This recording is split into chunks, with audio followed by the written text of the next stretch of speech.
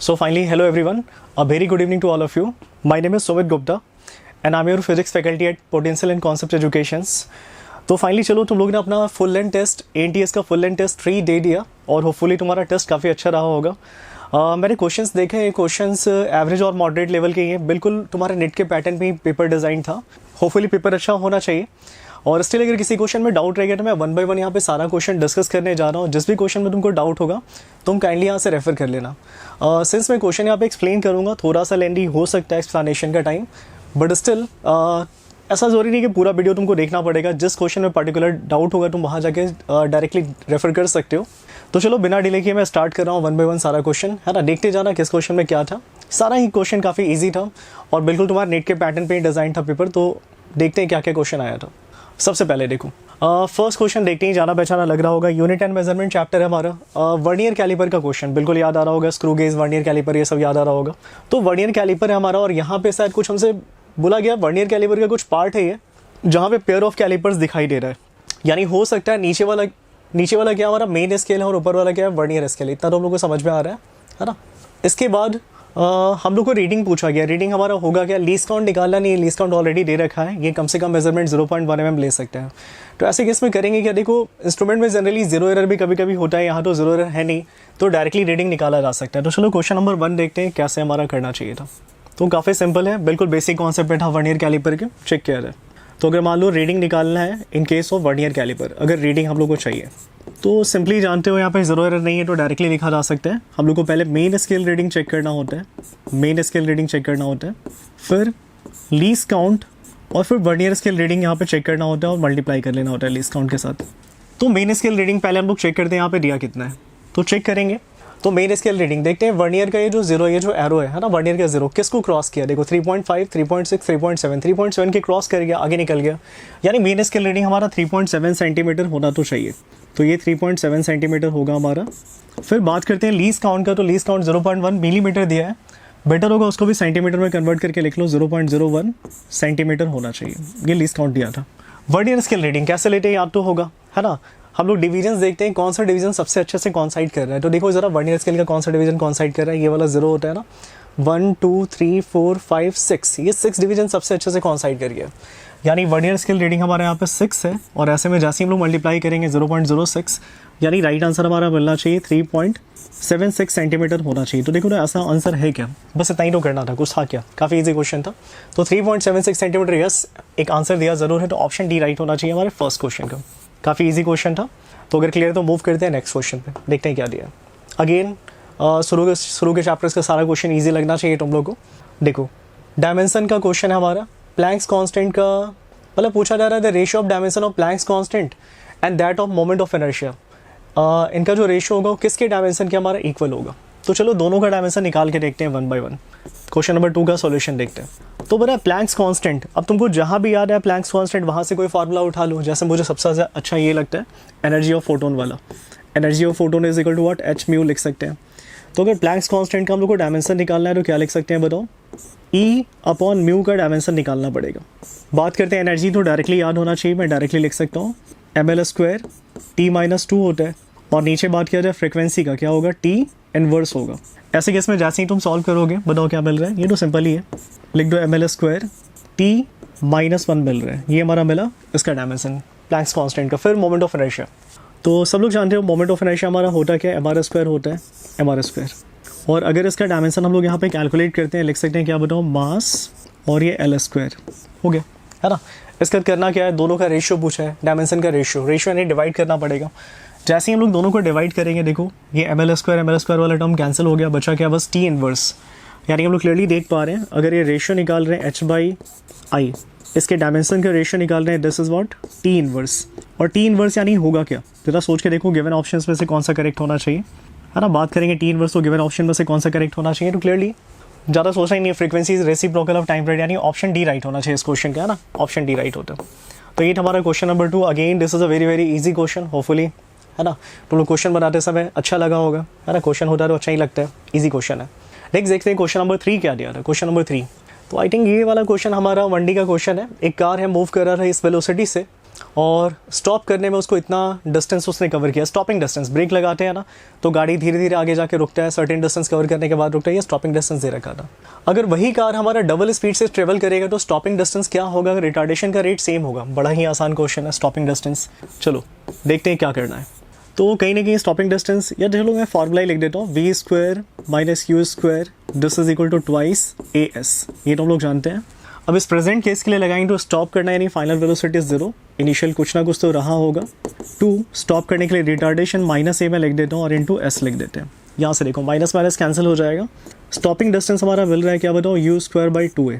ये लिखने के बाद मैं एक छोटा सा काम कर लेता हूँ। क्वेश्चन में बोल रहा है रिटार्डेशन का रेट क्या है बताओ, सेम है। तो सेम रेट है तो क्यों इसको कैरी करके लेके चले, अरे ये हटा ही देते हैं। हाँ स्पीड हमने दोनों केस में बदला, स्पीड बदलने से स्टॉपिंग डिस्टेंस ज़रूर चेंज होगा। तो सेकंड वाले केस में स्टॉपिंग डिस्टेंस पूछ रहा है तो मैं ऐसे लिख लेता हूँ और मैं लिख देता हूँ यहाँ पे क्या, u2 बाई u1 का क्या होल स्क्वायर में लिख देता हूँ, ठीक है। तो ऐसे केस में चेक करना, u2 बाई u1 मेरे ख्याल से डबल स्पीड कर रहे हैं तो यहाँ पे 2 का स्क्वायर हो गया, दैट इज़ व्हाट 4 हो गया। अच्छे से देखा रहा है तो s2 इज इक्वल टू क्या आ गया, 4 टाइम्स s1 आ गया। और पहले वाले केस में स्टॉपिंग डिस्टेंस कितना दिया था देखो तो 40 दिया था, मल्टीप्लाई कर लो, लिख दोगे 4 इंटू 40 तो दैट इज़ व्हाट 160 मीटर हमारा हो गया। ये राइट आंसर होना चाहिए इस क्वेश्चन का। देखो तो है क्या ऐसा, बिल्कुल है। तो ऑप्शन सी राइट होना चाहिए इस क्वेश्चन को, ऑप्शन सी। ये हमारा क्वेश्चन नंबर 3 हो गया। होपफुली ये भी क्लियर होना चाहिए, ठीक है। तो अगर यहाँ पे क्लियर है, देखो सारा इजी क्वेश्चन ही लग रहा होगा। नेक्स्ट क्वेश्चन देखते हैं क्या है। 4 मुझे पढ़ते ही समझ में आ रहा है, प्रोजेक्टाइल मोशन का क्वेश्चन है। बॉडी को हमने प्रोजेक्ट किया है इस वेलोसिटी से 60 डिग्री एंगल बना के ग्राउंड के साथ। Then the vertical component of velocity vector when instantaneous velocity becomes perpendicular to initial velocity. ऐसा कुछ होगा तो क्या होगा, वेलोसिटी के वर्टिकल कंपोनेंट का वैल्यू क्या होगा। सुनो मैं एक थोड़ा फिगर बना ही देता हूँ ठीक से थोड़ा क्लियर होने के लिए। तो ये हमारा मान लो वाई एक्सिस हो गया, ये वाला हमारा एक्स एक्सिस हो गया, और यहाँ पे हमारा एक पार्टिकल होगा, हमने इसको प्रोजेक्ट किया है। वेलोसिटी इसका दे रखा है आई थिंक 10 मीटर पर सेकेंड दिया, मैं चेक कर लूँगा। और ये एंगल शायद मुझे याद आ रहा है 60 दिया था, मैं देखता हूँ ऐसा ही दिया था ना, हाँ वेलोसिटी 10 दिया था, एंगल 60 दिया था। फिर फाइनली ये पार्टिकल हमारा ऐसा वाला ट्रैजेक्टरी फॉलो करके कहीं जाके ऐसे गिरने वाला है, ऐसे गिरने वाला है। तो जैसे जैसे पार्टिकल अपना पोजीशन चेंज करेगा, किसी भी इंस्टेंट पे वेलोसिटी हम लोग टेंजेंट ड्रॉ करके डिसाइड करते हैं, उसका डायरेक्शन, वेलोसिटी का डायरेक्शन टेंजेंट ड्रॉ करके डिसाइड करते हैं। नोटिस करोगे हर इंस्टेंट पे वेलोसिटी का डायरेक्शन क्या हो रहा है, बदल रहा है। तो एक टाइम ज़रूर आएगा जब बताओ फाइनल वेलोसिटी हमारा इनिशियल वेलोसिटी के परपेंडिकुलर होगा। कहाँ होगा नहीं पता, रैंडमली थोड़ा एनालिसिस करोगे समझ पाओगे। कहीं यहाँ पे मान लेते हैं हो जाएगा, यहाँ जैसे हमने टेंजेंट ड्रॉ किया तो ये हमारा मान लो हो गया क्या, फाइनल वेलोसिटी। मुझे पता नहीं है इसका वैल्यू, मैं ऐसे ही वी मान लेता हूँ। और एज़ पर क्वेश्चन ये हमारा इनिशियल वेलोसिटी था। अगर मैं इसको शिफ्ट करके यहाँ लेके आ जाऊँ, वेक्टर को पैरेलली शिफ्ट कराया जा सकता है एक पोजीशन से दूसरे पोजीशन पे, मैं ऐसे लेके आ जाऊँ यहाँ पे, ये हमारा इनिशियल वेलोसिटी था, ठीक है। तो क्वेश्चन के अकॉर्डिंग इन दोनों में एंगल कितना बनना चाहिए, 90 बनना चाहिए। तो ऐसे केस में वेलोसिटी का वर्टिकल कंपोनेंट का वैल्यू पूछा गया है। एक काम करते हैं, पहले वेलोसिटी कोशिश करते हैं निकालने का, कैसे निकलेगा देखते हैं। तो छोटा सा एक काम करो ना, यहाँ पे तुम ड्रॉ कर लो, हॉरिजॉन्टल लाइन एक ड्रॉ कर लेना। और इनिशियल वेलोसिटी हम लोग जानते हैं कितना एंगल बना के कैसे प्रोजेक्ट किया था हमने, 60 डिग्री एंगल पे। देखिए दोनों सेम ही है, इसको उठा के बस यहाँ रखा है, वेक्टर को पैरेलली शिफ्ट करा सकते हैं। फिर ये 62 बताओ ये वाला एंगल क्या होगा, 30, बिकॉज दोनों का सम 90 है। और एक बात हम लोग काफ़ी अच्छे से जानते हैं कि वेलोसिटी का हॉरिजॉन्टल कंपोनेंट कभी चेंज नहीं होता है, तो उससे आसानी से तुमको v मिल जाएगा। जैसे ट्राई करो, हम लोग यही जानते हैं कि अलॉन्ग x डायरेक्शन कोई एक्सेलरेशन हमारा नहीं होता है, एक्सेलरेशन हमारा 0 होता है। अगर तुम ये लिखोगे vx is equal to what, v equal to u+80 लगाओगे x वाले डायरेक्शन में, तो मेरे ख्याल से एक्सेलरेशन तो है नहीं, सब लोग जानते हो। तो ये वेलोसिटी का भी बदलेगा नहीं, vx is equal to ux आ गया हमारा। और ऐसे केस में वेलोसिटी के x कंपोनेंट के बारे में सोचते हैं। तो फाइनली देखो नहीं बता था v, इसका x कंपोनेंट क्या होगा बताओ, लिखा जा सकता है v cos 30, तो मैंने यहाँ लिख दिया v cos 30 लिख दिया। और इनिशियल वेलोसिटी का x कंपोनेंट देखा था तो u cos 60 लिखा जा सकता है। तो u का वैल्यू डायरेक्टली पुट ही कर लेते हैं, या रहने दो, u cos 60 लिख देते हैं। u cos 60 हमारा दिया था, ठीक है। इसके बाद आप पुट करेंगे cos 30, तो cos 30 सब लोग जानते हो √3/2 होता है, मैंने लिख दिया √3/2। और u हमारा 10 दिया था। और बात करें cos 60 का तो ये हाफ होता है, यहाँ से कुछ कैंसिल ज़रूर हो रहा है, 2 और 2 कैंसिल हो गया। बताओ v कितना मिला हमारा, तो v मिला 10/√3, 10/√3 मीटर पर सेकेंड ऐसा कुछ मिल रहा है। बट जल्दी में इसको करेक्ट आंसर मत बोल देना, है ना, ये हमारा नहीं पूछा गया था। पता है क्या पूछा गया, अच्छे से देखो ना, पूछा गया ना इस इंस्टैंटेनियस वेलोसिटी का वर्टिकल कंपोनेंट पूछा गया। वर्टिकल कंपोनेंट मतलब इस वेलोसिटी का भी 2 कंपोनेंट टूटेगा, x और y, है ना, समझ पा रहे हो अच्छे से। जैसे देखो ये वाला कंपोनेंट इसका कौन सा कंपोनेंट होगा, y कंपोनेंट होगा। इसका ये वाला कंपोनेंट क्या होगा, वाई कंपोनेंट होगा, और इसी के बारे में पूछा गया। तो इधर टूटेगा कॉस, इधर क्या टूटेगा, साइन कंपोनेंट, तो लिख सकते हैं वी साइन 30 होगा ये वाला कंपोनेंट, है ना। सही लिखा था मैंने, वी साइन 30, यही तो पूछा गया था, यही भी कर देता हूँ। देखो वी अभी हमने जस्ट निकाला था 10/√3, तो 10/√3 हमने ये कैलकुलेट किया था, और साइन 30 मुझे बताना पड़ेगा क्या, सब लोग जानते हो कितना हाफ होता है। सॉल्व करोगे कितना मिल गया बताओ, 5/√3 मिल रहा है ना, 5/√3। तो 5/√3 राइट आंसर होना चाहिए इस क्वेश्चन का। देखते हैं ऐसा ऑप्शन है या नहीं। क्वेश्चन नंबर 444, हाँ 5/√3 बिल्कुल एक आंसर है। तो ऑप्शन नंबर ए राइट होता है इस क्वेश्चन का, ऑप्शन ए राइट होता है ना। होपफुली क्लियर होना चाहिए। हमारा क्वेश्चन नंबर 4 हो गया। मूव करते हैं नेक्स्ट क्वेश्चन, देखते हैं क्या दिया था। क्वेश्चन नंबर 5, एक इंसेक्ट हमारा ट्रैप हो गया था किसी सर्कुलर ग्रुप में, ये सर्कुलर होगा है ना, सर्कुलर ग्रुप में, जिसका कि रेडियस दे रखा था, है ना। और इसी ग्रुप में वो स्टेडली मूव कर रहा है, बताओ 7 रिवोल्यूशन ले रहा है 100 सेकेंड में, यानी यूनिफॉर्मली मूव कर रहा है ना। मतलब स्टेडली लिखा था यानी यूनिफॉर्मली मूव कर रहा है, और 7 रिवोल्यूशन ले रहा है 100 सेकेंड में। ओके, तो लीनियर स्पीड पूछा गया। तो जब भी कोई चीज़ सर्कुलर मोशन करता है तो लीनियर स्पीड कैसे निकालते हैं वो तो तुम लोग अच्छे से जानते हो। मैं डायरेक्ट ही कर लेता हूँ। v इज टू बताओ क्या लिख सकते हैं इस क्वेश्चन में, ओमेगा लिख सकते हैं। और रहा बात ओमेगा का, मेरे ख्याल से इस क्वेश्चन में ओमेगा निकालना काफ़ी ईजी है, तो मैं नीचे लिखता हूँ, ज़्यादा बेटर होगा। यहाँ देखो v ओमेगा को लिख सकते हो, पता है क्या, डेल थीटा बाई क्या, del T, angular displacement by total time, है ना, लिख सकते हैं। अब फाइंड वैल्यू पुट कर लो, सब कुछ तो दिया ही हुआ है। बताओ 7 रिवोल्यूशंस रेडियन में कन्वर्ट करके लिखना, तो 7 रिवोल्यूशन यानी 7 × 2π हो गया, ठीक है, 7 × 2π हो गया। रुको थोड़ा ठीक से लिखते हैं इसको, 7 × 2π हो गया। नीचे ध्यान देते हैं टोटल टाइम, ऐसा करने में टोटल टाइम कितना लगा, 100 सेकेंड लगा, तो यहाँ पे 100 लिख देते हैं। और रेडियस देखा जाए, रेडियस 12 सेंटीमीटर दिया था। चाहो तो मीटर में कन्वर्ट कर सकते हो, बट नीड नहीं है क्योंकि सब कुछ सेंटीमीटर में ही दिया है, तो आंसर सेंटीमीटर में ही चाहिए। बेटर होगा 12 ही लिखे छोड़ दो, आंसर हमारा सेंटीमीटर में ही आ जाएगा। ऐसे केस में सिंपल ही है, तो ठीक से देखा जाए तो ये 12 से 84 होगा, 84 × 2 लिख सकते हैं, कितना बताना, 168, और पाई का वैल्यू हो जाएगा 3.14 लिख सकते हैं।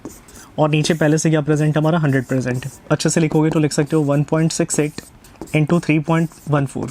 और अगर मल्टीप्लाई करेंगे तो ये वैल्यू 16 3 × 48, मतलब हाँ, मतलब 5.3 होना चाहिए, बिल्कुल सही। तो 5.3 होना चाहिए, 5.3 सेंटीमीटर पर सेकेंड। मैंने एग्जैक्ट कैलकुलेशन नहीं किया क्योंकि ऑप्शन दूर दूर है, तो आसानी से आइडिया लग रहा था 5.3 के आसपास आना चाहिए मल्टीप्लाई करके। तो ये राइट आंसर होता है, यानी ऑप्शन बी राइट होता, ऑप्शन बी राइट होता। चेक कर लेना ठीक ठाक है या नहीं, फुली ये भी क्लियर होगा, है ना। मूव करते हैं नेक्स्ट क्वेश्चन, देखते हैं क्या दिया था। क्वेश्चन नंबर 6 देखते हैं। क्वेश्चन नंबर 6 में देख पा रहे हो, ये भी जाना पहचाना लगेगा तुमको, है ना, जाना पहचाना लगेगा। चलो क्वेश्चन नंबर 6 देख सकते हो, ये जाना पहचाना बिल्कुल लगना चाहिए, सिंपल सा क्वेश्चन है। तो क्वेश्चन नंबर 6 में देखते हैं क्या करना चाहिए आप लोग को। पूछा जा रहा है कि कोएफिशिएंट ऑफ फ्रिक्शन हमारा दे रखा है, बताओ वॉल और ब्लॉक के बीच का 0.5, ब्लॉक का मास दे रखा है, कितना फोर्स लगाएंगे सो दैट ब्लॉक हमारा नीचे नहीं गिरेगा। इसको यहाँ पे होल्ड करके रखना है, होल्ड करके रखना है यहाँ पे। तो अगर होल्ड करके रखना है ना, तो देखो यहाँ पे क्लियर से बात है, ये रेस्ट में यहाँ पे रहेगा, तो रेस्ट में रहेगा तो नेट फोर्स क्या होना चाहिए, 0। ऐसा तो काफ़ी जल्दी बना सकते हो, स्टिल मैं चलो प्रोसेस ही बता देता हूँ। इसका मास थोड़े टाइम के लिए मान लेते हैं, बताओ m है, और फ्री बॉडी डायग्राम बना लेते हैं। बताओ इसका वेट हमारा कहाँ काम करने वाला है, नीचे, mg। बताओ इसका टेंडेंसी नीचे जाने का, फ्रिक्शन कहाँ लगेगा, ऊपर ऐसे। एक फोर्स हम लोग ऐसे लगा रहे हैं F, ये हम लोग पुश कर रहे हैं, तो वॉल एंड रिटर्न क्या लगाएगा, इस पर नॉर्मल रिएक्शन लगाएगा, नॉर्मल रिएक्शन ऐसे दिखा देना, हो गया। तो फाइनली ये सारा फोर्सेस हमारा काम तो कर रहा था, और बॉडी रेस्ट में है, तो बॉडी रेस्ट में तो बताओ नेट फोर्स क्या लगेगा, 0। एक काम करते हैं, छोटा सा मैं एक्सिस यहाँ ड्रॉ नहीं कर रहा हूँ, मन में थोड़ा इमेजिन कर लेना। हॉरिजॉन्टल वाला x एक्सिस है और वर्टिकल वाला y एक्सिस है, चलो ठीक है। और एक काम करते हैं, पहले fx को 0 कर लेते हैं। नेट फोर्स 0 मतलब fx भी 0 होना चाहिए, और fy भी क्या होना चाहिए, 0 होना चाहिए। चलो 1/1 0 किया जाए दोनों। fx 0 का मतलब जितना राइट में उतना ही लेफ्ट में, यानी कि बताओ अप्लाइड फोर्स ही नॉर्मल रिएक्शन है, उसी के इक्विवेलेंट नॉर्मल रिएक्शन होगा। ये इक्वेशन नंबर 1 मान लेना ऐसे ही। सेकेंड बात है यहाँ पे, तो फ्रिक्शन ही वेट को बैलेंस करेगा, तो friction is balancing the weight of the body. F is equal to what, mg लिखा जा सकता है। फ्रिक्शन होता क्या बताओ, म्यू इनटू नॉर्मल रिएक्शन होता है, this is equal to what, mg। और एक काम करो, फर्स्ट वाले इक्वेशन से नॉर्मल रिएक्शन का वैल्यू F लिखा जा सकता है, mu into F, this is equal to mg। मेरे ख्याल से अप्लाइड फोर्स का वैल्यू पूछा गया था, F इज इक्वल टू क्या लिख सकते हैं बताना, mg बाई म्यू लिख सकते हैं। और फाइनली सब कुछ गिवन है ही हमारा, बताओ कितना लिखा जा सकता है। मास हमारा गिवन है शायद, मास गिवन है 5, तो 5 × 10, और फ्रिक्शन कोएफिशिएंट दिया था, अच्छा सा वैल्यू दिया है अभी, 0.5 ही दिया है। तो 0.5 जैसे ही हम लोग पुट करेंगे, डेसिमल हमारा हटेगा तो ऊपर एक 0 आ जाएगा, और ऐसे कैसे 5 हम लोग कैंसिल कर सकते हैं। आंसर आ गया हमारा 100 न्यूटन। तो 100 न्यूटन राइट आंसर होना चाहिए इस क्वेश्चन का, होपफुली क्लियर होना चाहिए। Easy question again. Question number 6 का ऑप्शन बी राइट होता, ऑप्शन बी राइट होता। चेक कर लेना ठीक ठाक है या नहीं, ठीक है। चलो मूव करते हैं नेक्स्ट क्वेश्चन, देखते हैं क्या दिया है। नेक्स्ट देखो हमारा एक एलिवेटर वाला क्वेश्चन है और नंबर 7 देखा जाए नंबर 7। तो एलिवेटर वाला बहुत सारा अच्छा क्वेश्चन हमने बनाया, ये तो शायद सबसे सिंपलेस्ट केस दे दिया है। यहाँ देखो एक एलिवेटर है और यहाँ पे एक ब्लॉक ऐसा सस्पेंडेड है, इस ब्लॉक का मास कुछ ना कुछ होगा, मान लेते हैं m, और सर ये पूरा एलिवेटर हमारा ऊपर के डायरेक्शन में एक्सेलरेट कर रहा है विद एक्सेलरेशन 1 मीटर पर सेकंड स्क्वायर। तो इसका एक्सेलरेशन मैं इधर दिखा देता हूँ, उधर स्पेस नहीं है, ये हमारा दिखा रखा है 1 मीटर पर सेकंड स्क्वायर है ना, मैं यहाँ पे लिख देता हूँ। एक्सेलरेशन इसका 1 मीटर पर सेकंड स्क्वायर दे रखा है, तो चलो ठीक है। ऐसे केस में पूछा जा रहा है कि रस्सी में कितना हमारा टेंशन डेवलप होगा और ब्लॉक का मास 6 kg है। चलो ब्लॉक का मास बाद में लिखते हैं, फिलहाल एक काम करते हैं, फ्री बॉडी डायग्राम बनाते हैं। mg लगेगा नीचे, टेंशन लगेगा ऊपर, है ना। और इसके बाद ये अगर सिस्टम ऊपर जा रहा है, एलिवेटर ऊपर जा रहा है, तो ब्लॉक भी कहाँ जाएगा, ऊपर ही जाएगा। अगर मान लो एक ऐसे ऑब्जर्वर के रेस्ट में बना रहे हैं जो इनर्शियल फ्रेम यानी ग्राउंड पे खड़ा है, तो इसको दिखेगा कि ब्लॉक ऊपर जा रहा है, सो ब्लॉक ऊपर के डायरेक्शन में एक्सेलरेट कर रहा है, सो हिट विल वो मतलब ये बोलेगा कि उस ब्लॉक पे ज़रूर कोई फोर्स लग रहा होगा, ऐसे लिखा जा सकता है। फर्दर बताओ क्या लिख सकते हैं, नेट फोर्स यानी T minus mg, this must be equal to mass into acceleration, tension ही चाहिए था, बताओ क्या लिख सकते हैं, mg प्लस है, ये तो डायरेक्ट यूज़ कर सकते थे, सबको मैंने क्लास में डायरेक्टली पढ़ाया, ऊपर एक्सेलरेट करता है mg प्लस है और नीचे एक्सेलरेट करता है तो टेंशन g माइनस ए हो जाता है, तो डायरेक्टली यूज़ कर सकते थे। चलो मैंने लिख ही लिया। मास हमारा साथ 6 kg दिया था, ये हम लोग 10 ले सकते हैं कन्वीनियंस के लिए। 10 बोला है क्या लेने के लिए, बोला तो नहीं है बट देखते हैं, लेके नहीं आया तो फिर सोचेंगे।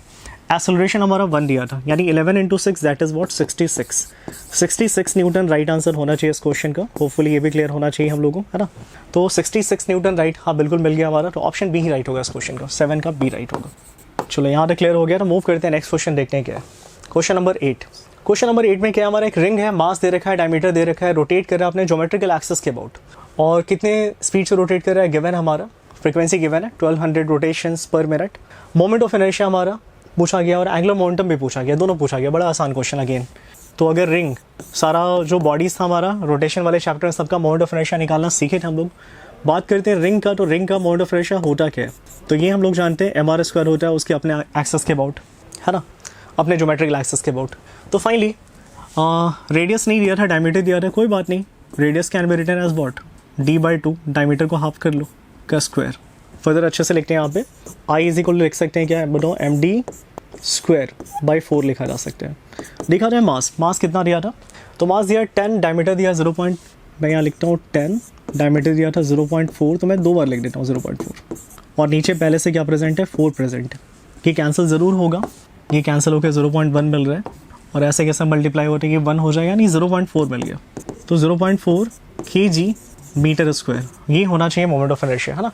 तो देखते हैं ऐसा दिया या नहीं, ऑप्शन तो ज़रूर है, 3 ऑप्शन है, अभी फंसा हुआ है क्वेश्चन। एक काम और करना पड़ेगा, शायद हम लोग को एंगुलर मोमेंटम निकालना है, तो रिजिड बॉडी है, एंगुलर मोमेंटम बताओ क्या होगा, सिंपली लिख सकते हो I ओमेगा, जैसे लीनियर होता था हम भी ये हो गया I ओमेगा, है ना। फाइनली बताओ मोमेंट ऑफ इनर्शिया ऑलरेडी हमने निकाल लिया 0.4, और ओमेगा का बात किया जाए, देखते हैं ओमेगा दिया या नहीं। तो सर देख पा रहे हो फ्रीक्वेंसी वगैरह गिवन है, तो ओमेगा निकाल ही सकते हो, 1200 रोटेशंस, तो 1200 रोटेशन को रेडियन में कन्वर्ट कर लो तो 2 से मल्टीप्लाई होगा, और पर मिनट है तो मिनट को सेकंड में कन्वर्ट कर लो, 60 से मल्टीप्लाई करके हो गया। ये डिवाइड करना मेरे ख्याल से 20, और अगर मल्टीप्लाई किया जाए 8 × 2 = 16, यानी मिल रहा है कितना, 16 पाई तो मिल रहा है, 16 पाई दिया है क्या, वैल्यू लिखा है, तो 16 × 3.14 करना, अगर 3 ही लेता तो 48, यानी बिल्कुल सही है, 50 के आसपास आना ही चाहिए, तो 50.28 kg मीटर स्क्वायर, है ना, ऐसा कुछ मिल रहा है। तो फाइनली ये हमारा मिल गया, बताओ क्या moment of inertia angular momentum मिल गया। तो राइट ऑप्शन कौन सा होना चाहिए, वेट यहाँ पे हम लोग मिस्टेक कर रहे हैं, थोड़ा सा यूनिट लिखने में मिस्टेक कर रहे हैं, तो यूनिट इसका क्या होगा, ये तो एंगुलर मोमेंटम है ना, तो जूल क्या लिख सकते हैं, सेकंड, है ना। तो फाइनली ठीक है, अगर हमने ऐसा लिख लिया तो ऑप्शन कौन सा राइट होगा, ऑप्शन ए राइट होना चाहिए इस क्वेश्चन का, वो फुली क्लियर होना चाहिए। क्वेश्चन नंबर 8 था हमारा, ठीक है। मूव करते हैं नेक्स्ट वाला, क्या देखते हैं, ठीक किया जाए। नेक्स्ट क्वेश्चन क्या हमारा, तो नेक्स्ट क्वेश्चन हमारा देखो टॉर्क पे बेस्ड है, टॉर्क। नंबर 9 देखते हैं, नंबर 9। तो नंबर 9 में टॉर्क निकालना है, एक फोर्स हमारा काम कर रहा है ये, और इस वाले पॉइंट पे काम कर रहा है, और टॉर्क निकालना अबाउट ओरिजिन निकालना, ओरिजिन। तो बड़ा ही आसान क्वेश्चन है, बताओ टॉर्क होता क्या हमारा। टॉर्क वेक्टर फॉर्म में लिख सकते हैं R×F, और अगर टॉर्क का वैल्यू पूछा है तो क्रॉस प्रोडक्ट करना सबसे आसान होता है, डिटर्मिनेंट मेथड, वही कर लेना। बताओ लिख सकते हो I कैप, J कैप और क्या K कैप लिख लेना। फाइनली देखो R का देखा जाए क्या है, 3 2 3 है, तो लिख दो यहाँ पे 3 2 3 3 2 3, और फोर्स का देखा जाए क्या है हमारा, 2 - 3 4, 2 - 3 4, तो 2 - 3 और 4 लिख लेना। फाइनली जल्दी से मल्टीप्लाई करके देखते हैं क्या मिलेगा हमारा। तो एक्सपैंड करेंगे, चलो इस रो के लॉन्ग एक्सपैंडिंग हम लोग करते हैं ना, प्लस माइनस प्लस ऐसे लेते हैं, और मेथड तो याद ही होगा, आई कैप ले लो। वेट, थोड़ा सा एक स्टेप बचा के जल्दी से करते हैं, या ठीक से मैं लिखता हूँ, देखो ये हाइट कर देते हैं 8 माइनस माइनस 9 माइनस जे कैप, हाइट करो फिर से ये रो और कॉलम, 4 3 जा 12, 3 2 जा -6, फिर लिखो के कैप, इसका भी रो और कॉलम हाइट करो, कितना मिलेगा बताओ, -9, और ये मिलेगा हमारा -4 मिल रहा है। चलो ठीक है, ऐसा हमने लिख लिया, सॉल्व करके देखते हैं, प्लस हो जाएगा, यानी 17 आई कैप -6 जे कैप -13 के कैप, ऐसा कुछ तो मिला मुझे टॉर्क। देखते हैं ऐसा ऑप्शन दिया है कि नहीं, ऐसा ऑप्शन है या नहीं। ये टॉर्क मिला, वेक्टर फॉर्म में टॉर्क पूछ रहा था, इसलिए मैंने यही फॉलो किया है। तो 17 आई कैप -6 जे कैप -13 के कैप, एक ऑप्शन दिखा तो सही, ऑप्शन सी राइट होना चाहिए इसका। तो ये था क्वेश्चन नंबर 9, होपफुली क्लियर होगा, ये टॉर्क निकालना था यहाँ पे, क्लियर होना चाहिए ना। नेक्स्ट हम लोग देखते हैं क्वेश्चन नंबर 10। क्वेश्चन नंबर 10 में क्या पूछा है देखा जाए थोड़ा। तो क्वेश्चन नंबर 10 में क्या है ना, बोल रहा है quick collision between two bodies is more violent than a slow collision even when initial and final velocities are identical. बिल्कुल सही बात है, जल्दी से कोलिजन होगा तो क्या होगा, वो वायलेंट होता है। क्यों? क्योंकि देखो न्यूटन का सेकंड लॉ सब लोग जानते हैं, फोर्स क्या होता है, rate of change of momentum होता है, del P by del T होता है, और इसको क्या लिख सकते हो, अच्छे से लिखना है तो mass into change in velocity लिख देना बाई डेल टी। तो देखो इससे फ़र्क नहीं पड़ता है कि इनिशियल और फाइनल सेम हो, उससे फ़र्क ज़्यादा फ़र्क नहीं, मतलब उससे फ़र्क नहीं पड़ेगा अगर दोनों का सेम भी है। जैसे देखो अगर टाइम कम लगेगा ना मोमेंटम को चेंज होने के लिए, तुम टाइम कम दोगे तो फोर्स क्या होगा, ज़्यादा होगा, है ना। जितना जल्दी मोमेंटम चेंज होगा उतना ही ज़्यादा फोर्स लगता है बॉडी पे। तो क्लियर सा बात है, टाइम कम तो फोर्स हमारा ज़्यादा होगा, इम्पैक्ट ज़्यादा होगा। तो बिल्कुल सही है, क्विक कोलिजन में क्या होगा, इम्पैक्ट हमारा ज़्यादा होगा, तो इज़ मोर वायलेंट, बिल्कुल सही है हमारा। और इसके बाद नीचे क्या दिया हमारा, the rate of change of momentum determines the force is small is large, बिल्कुल सही। एक्सप्लेनेशन भी इसका सही है, ये असर्सन को ये रीज़न काफ़ी अच्छे से एक्सप्लेन कर पा रहा है, मैंने भी वैसे ही समझाया। अगर टाइम कम होगा, टाइम ऑफ कॉन्टेक्ट कम होगा, तो फोर्स का इम्पैक्ट क्या होगा, फोर्स ज़्यादा होगा, फोर्स ज़्यादा होगा, यानी बिल्कुल सही है। असर्सन भी सही है, रीज़न भी सही है, और रीज़न अच्छे से एक्सप्लेन भी कर पा रहा है असर्शन को, यानी बिल्कुल सही, ऑप्शन डी राइट होता है इस क्वेश्चन का। ईजी क्वेश्चन था। चलो ऐसा बहुत सारे एग्जाम्पल पहले भी क्लास में तुम देखे होगे, जैसे कोई मतलब क्रिकेट का एग्जाम्पल ले लो, जब भी तुम कोई फील्डर अगर कैच कर रहा है तो कैच करता है तो पता है बॉल को पकड़ते के साथ ही हाथ को पीछे खींचता है, क्यों, टाइम बढ़ाने के लिए। टाइम बढ़ेगा तो फोर्स क्या होगा, कम हो जाएगा, सो उसके हाथ पे इंजरी होने का चांसेस क्या होता है, कम होता है। लेकिन अगर सीधे तुम डायरेक्टली कैच कर लोगे ना, टाइम कम कर दोगे, तो क्या होगा, फोर्स हमारा बढ़ जाएगा और हाथ में इंजरी होने का चांसेस काफ़ी ज़्यादा बढ़ जाता है। ठीक है, तो ये थोड़ा सा ध्यान रखेंगे आप लोग, क्लियर है। तो चलो फाइनली देखते हैं नेक्स्ट हमारा क्वेश्चन नंबर 11 में क्या दिया था। क्वेश्चन नंबर 11, ठीक है, चेक किया जाए। तो सर एक सॉलिड स्फीयर हमारा डेंसिटी रो रेडियस आर दिया था, ग्रेविटेशनल फील्ड पूछा जा रहा है at a distance R from the centre, जहाँ R is less than R, ये सब पढ़े हो ना। तो R is less than R का मतलब क्या हो गया, इनसाइड वाला रीजन का बात हो रहा है। जैसे देखो सॉलिड स्फीयर हमारा गिवन है और क्वेश्चन के according R less than R, ये सुनते हैं मुझे समझ में आता है, बताओ कौन सा रीजन का बात हो रहा है, इनसाइड रीजन का। और अच्छे से याद होना चाहिए फॉर्मूला, इनसाइड में फील्ड होता कितना है, दो बार पढ़ना होता है, इलेक्ट्रोस्टैट में, ग्रेविटेशन में, ये ग्रेविटेशन का क्वेश्चन है, वही यूज़ करेंगे। अंदर में फील्ड होता कितना है, GM/R अपॉन R³ होते हैं, है ना, यही होता था ना। ओके, यही आंसर होना चाहिए था। थोड़ा और अच्छे से अगर समझना है तो मैं थोड़ा और फिगर ड्रॉ कर लेता हूँ। जैसे देखो ये स्फीयर हमारा सॉलिड स्फीयर, इसका रेडियस मान लो R है, इसका मास मान लो M है, और कोई पॉइंट हम लोग यहाँ पे ले रहे हैं, अंदर में ले रहे हैं, और ये जो डिस्टेंस होता था पॉइंट का, यही डिस्टेंस हम लोग क्या दिखाते हैं, स्मॉल r दिखाते हैं। ये पूरा एक सॉलिड स्फीयर होगा, ध्यान देना। इसी पॉइंट पर फील्ड हमने ये लिख दिया। अब बताओ फील्ड का वैल्यू यही होना चाहिए था, यही आंसर होना चाहिए था, बट ऐसा दिया नहीं, डेंसिटी के टर्म में दिया है, मास के टर्म में नहीं दिया है। तो एक काम करो ना, मास को बताओ क्या लिख सकते हो, डेंसिटी इंटू वॉल्यूम लिख ही दो ना। लिखो G mass, density into volume, volume is what, 4/3 pi R³ लिखा जा सकता है। पहले से यहाँ R प्रेजेंट है, नीचे क्या हमारा बताओ, R³ है। कुछ कैंसिल हुआ, R³ मुझे दिख रहा है कैंसिल हो गया, यानी फील्ड का वैल्यू हमारा मिल गया। और फील्ड का वैल्यू मिला कितना है बताओ, 4g rho r और बाई क्या 3, ऐसा कुछ आ रहा है। देखते हैं ऐसा ऑप्शन दिया नहीं, 4g rho r/3, तो ऑप्शन डी सही है, ऑप्शन डी सही है। इस क्वेश्चन का ऑप्शन डी राइट होना चाहिए, 11 का ऑप्शन डी राइट होगा, फुल क्लियर होना चाहिए। ठीक, क्वेश्चन नंबर 11 हो गया हमारा। नेक्स्ट देखते हैं क्या दिया था, क्वेश्चन नंबर 12। क्वेश्चन नंबर 12 में चेक करोगे ना, तो मेरे ख्याल से बोल रहा है कि stress needed to break a copper wire जिसका रेडियस R है, क्रॉस सेक्शन का रेडियस R होगा, खींचने से स्ट्रेस डेवलप होगा, उसको तोड़ने के लिए बताओ कितना स्ट्रेस चाहिए, S चाहिए। तो पूछा जा रहा है the stress needed to break the copper wire of radius 2R, जब उसका रेडियस डबल हो जाएगा तो स्ट्रेस कितना चाहिए होगा, उसको तोड़ने के लिए कितना स्ट्रेस चाहिए होगा। नॉर्मली स्ट्राइक करता है ना कि अब रेडियस डबल हो गया, क्रॉस सेक्शन ज़्यादा हो गया, तो तोड़ने के लिए ज़्यादा स्ट्रेस लगेगा, बट ऐसा नहीं है। एक गिवन मटेरियल का सब लोग जानते हो ब्रेकिंग स्ट्रेस क्या होता है, सेम होता है। एक पर्टिकुलर मटेरियल का ब्रेकिंग स्ट्रेस क्या होता है, सेम होता है। अगर मैं बात करूँ ब्रेकिंग स्ट्रेस का ना, तो ब्रेकिंग स्ट्रेस हमारा मटेरियल के प्रॉपर्टी पे डिपेंड करता है, और एक गिवन मटेरियल का ये होगा क्या, कांस्टेंट होगा, constant for a given material. तो क्लियर सा बात है, दोनों तो कॉपर ही है ना, दोनों हमारा क्या है, कॉपर ही है। पहले भी कॉपर था, बाद में भी क्या है, कॉपर ही वायर है, यानी स्ट्रेस दोनों में सेम होगा। तोड़ने के लिए स्ट्रेस हमारा दोनों के उसमें क्या, सेम डेवलप करना पड़ेगा। यानी इस क्वेश्चन का ऑप्शन क्या करेक्ट होना चाहिए, ए करेक्ट होना चाहिए, ऑप्शन ए करेक्ट होना चाहिए। वो लोग स्टिल डाउट में रह सकते हैं, इसलिए मैं डाउट नहीं रखना चाहता हूँ, थोड़ा मैं और एक्सप्लेन करना चाहूँगा यहाँ पे। वो लोग सोच सकते हैं कि क्रॉस सेक्शन जब बढ़ गया तो स्ट्रेस भी बढ़ना चाहिए। एक्चुअली स्ट्रेस नहीं, टेंशन ज़्यादा होगा, मतलब तोड़ने के लिए फोर्स ज़्यादा रिक्वायर्ड होगा, फोर्स ज़्यादा रिक्वायर्ड होगा तोड़ने के लिए। उसको तुम ऐसा समझ सकते हो, स्ट्रेस होता क्या हमारा, फोर्स अपॉन एरिया या फिर टेंशन अपॉन एरिया लिख सकते हो, ठीक है। और अगर मैं यहाँ पे लिख दूँ टी मैक्स, ज़्यादा से ज़्यादा वो कितना टेंशन टॉलरेट कर सकता है, तो सिग्मा मैक्स, बहुत ज़्यादा स्ट्रेस डेवलप हो जाएगा। Maximum stress is what, breaking stress, यानी T max is what, sigma B और इंटू ए लिख सकते हैं, ऐसा लिख सकते हैं। अब देखो गिवन मटेरियल का ब्रेकिंग स्ट्रेस क्या होता है, सेम होता है। अच्छा इसको रहने दो, पहले आगे लिखते हैं। Sigma B cross section can be written as what, pi R square, ऐसे लिख सकते हैं। वेट, यहाँ लिख देना पाई आर स्क्वायर लिख देना, ठीक है। अब ऐसे केस में देखो, पर ब्रेकिंग स्ट्रेस गिवन मटेरियल का क्या होता है, सेम होता है। ये और ये हट गया, कांस्टेंट है, यानी टी मैक्स हमारा डिपेंड किस पे कर रहा है बताओ, ये डिपेंड कर रहा है आर स्क्वायर पे डिपेंड कर रहा है। तो अगर ये पूछता ना, टेंशन पूछता ना, तो तुम यहाँ आंसर कर सकते थे रेडियस डबल होने से बताओ अभी कितना मैक्सिमम टॉलरेट कर सकता है, 4 टाइम्स। पहले अगर टी टॉलरेट करता अब कितना टॉलरेट कर सकता है, 4 टाइम्स। तो बिल्कुल सही है, अगर मोटा वायर है तो ज़्यादा टेंशन वो टॉलरेट कर पाएगा, पतला वायर है तो कम टेंशन टॉलरेट कर पाएगा। तो टेंशन पूछता तो 40 आंसर हो जाता है, टी और 40।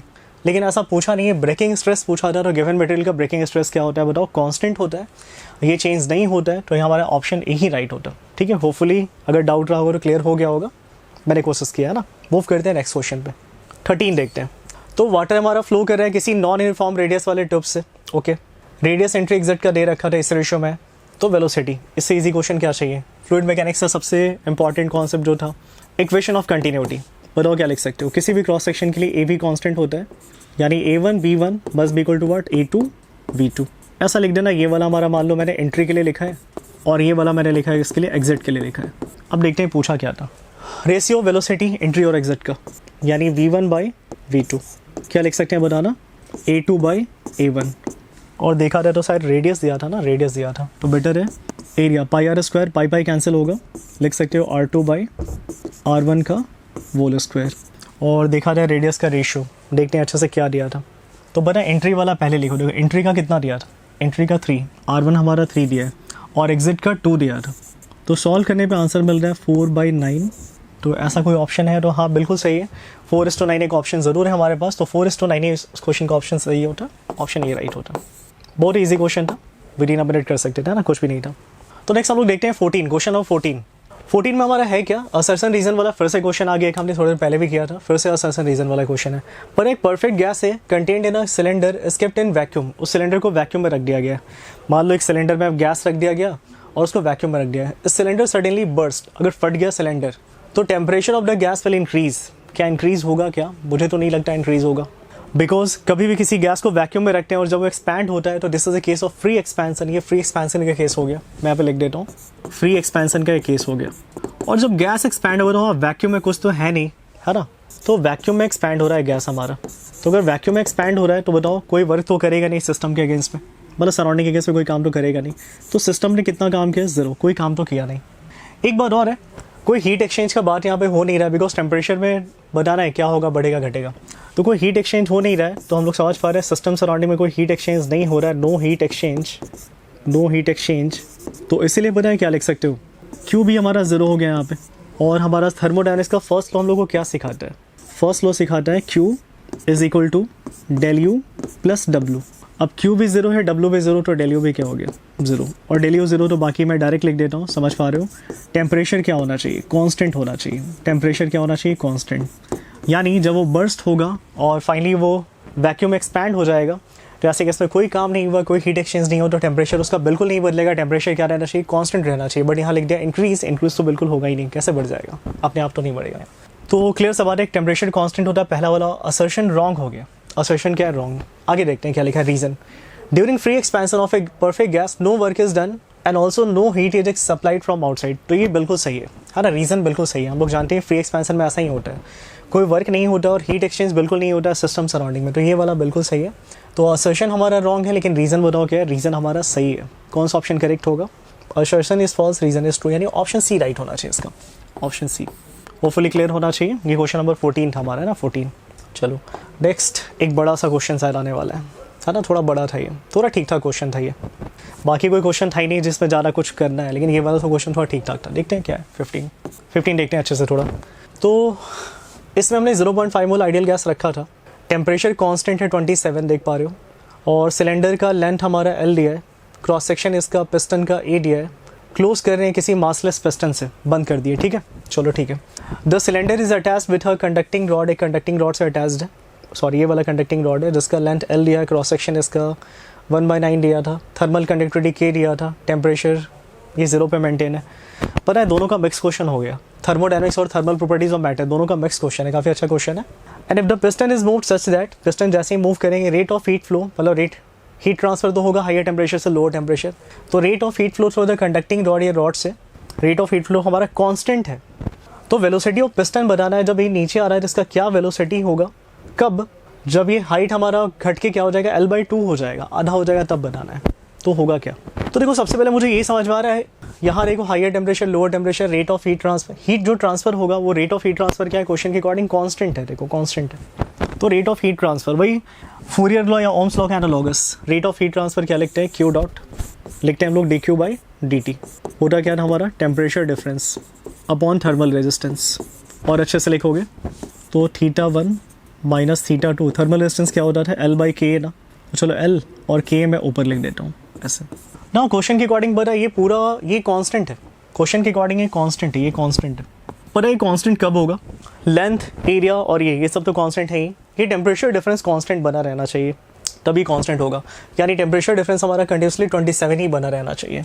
ओके, तो ऐसे कि इसमें अगर अच्छे से लिखा जाए तो Q डॉट क्या लिख सकते हैं हम लोग, चलो लिख देते हैं temperature difference 27 minus 0 by length L ही दिया था, और थर्मल कंडक्टिविटी देख लेना K ही दिया था, मैंने नोटिस किया है, और एरिया गिवन है, एरिया क्यों ना लिख लिया जाए, एरिया दिया था 1/9, या लिख दो 1/9, कैंसिल ज़रूर हो रहा है तो 3 टाइम्स से कैंसिल होगा, यानी लिखा जा सकता है 3K/L, ऐसा कुछ मिला, ठीक है। तो ये हमारा रेट ऑफ हीट ट्रांसफर मिला, रेट ऑफ हीट ट्रांसफर, इसको थोड़ा अच्छे से लिखना चाहता हूँ। ओके, इसके बाद बताओ ये हीट जो ट्रांसफ़र हो रहा है तो ये गैस का ही हीट लेके इधर से इधर जा रहा होगा, और हम लोग चाहते हैं इसका टेम्परेचर कांस्टेंट बना रहे, है ना, टेम्परेचर इसका क्या बना रहा है, कांस्टेंट बना रहा है। तो पिस्टन जब नीचे पुश करेंगे तो टेम्परेचर बढ़ेगा, तो वो सारा हमने जो काम किया वो सारा का सारा हीट इधर ट्रांसफ़र हो जाना चाहिए। जैसे देखो हम लोग चाहते हैं टेम्परेचर कांस्टेंट बना रहे, तभी तुम्हारा ये कांस्टेंट होगा। तो एट कांस्टेंट टेम्परेचर हम लोग चाहते हैं हमारे गैस का टेम्परेचर कांस्टेंट बना रहे, तो एट कांस्टेंट टेम्परेचर मतलब आइसोथर्मल प्रोसेस लिखना चाहिए था, एट कांस्टेंट टेम्परेचर, समझ पा रहे हो। हम लोग लिख सकते हैं क्या, फर्स्ट लॉ क्या सिखाता है कि कांस्टेंट टेम्परेचर है, बताओ W इक्वल टू क्या होगा, Q हो जाएगा, बिकॉज यहाँ पे डेल U क्या हो जाएगा, 0 हो जाएगा। और अगर ऐसा है तो बताओ फर्दर क्या लिखा जा सकता है, dW, मैं जानबूझ के क्यों लिख रहा हूँ क्योंकि मुझे dQ/dt पता है, तो dW/dt this is equal to dQ/dt, यहाँ पे ऐसा लिख लेना। और इतना लिखने के बाद मेरे ख्याल से क्वेश्चन तुम्हारा हो जाना चाहिए, थोड़ा मेहनत ज़रूर करना पड़ेगा बट क्वेश्चन हो जाना चाहिए, ट्राई करते हैं। मैं थोड़ा सा इसका अब चलो मैं यहाँ पे सॉल्व करने की कोशिश करता हूँ क्वेश्चन को, ठीक है, देखते जाना। dW/dt, तो बताओ dW/dt वर्क डन क्या होता था, कंप्रेस करेंगे तो वर्क डन क्या होता था, PdV, तो यहाँ लिख दो क्या, PdV, नीचे लिख देना dt, this is equal to dQ/dt, जिसका वैल्यू हमने निकाला था 3K/L, सब्सटीट्यूट कर लो। इसका देखो प्रेशर अगर चाहिए इस गैस, यहाँ जो गैस है कितना प्रेशर लगा रहा है, आइडियल गैस इक्वेशन क्या लिख सकते हो, PV इक्वल टू nRT, तो nRT/V लिखा जा सकता है, बताओ क्या, प्रेशर की जगह, है ना।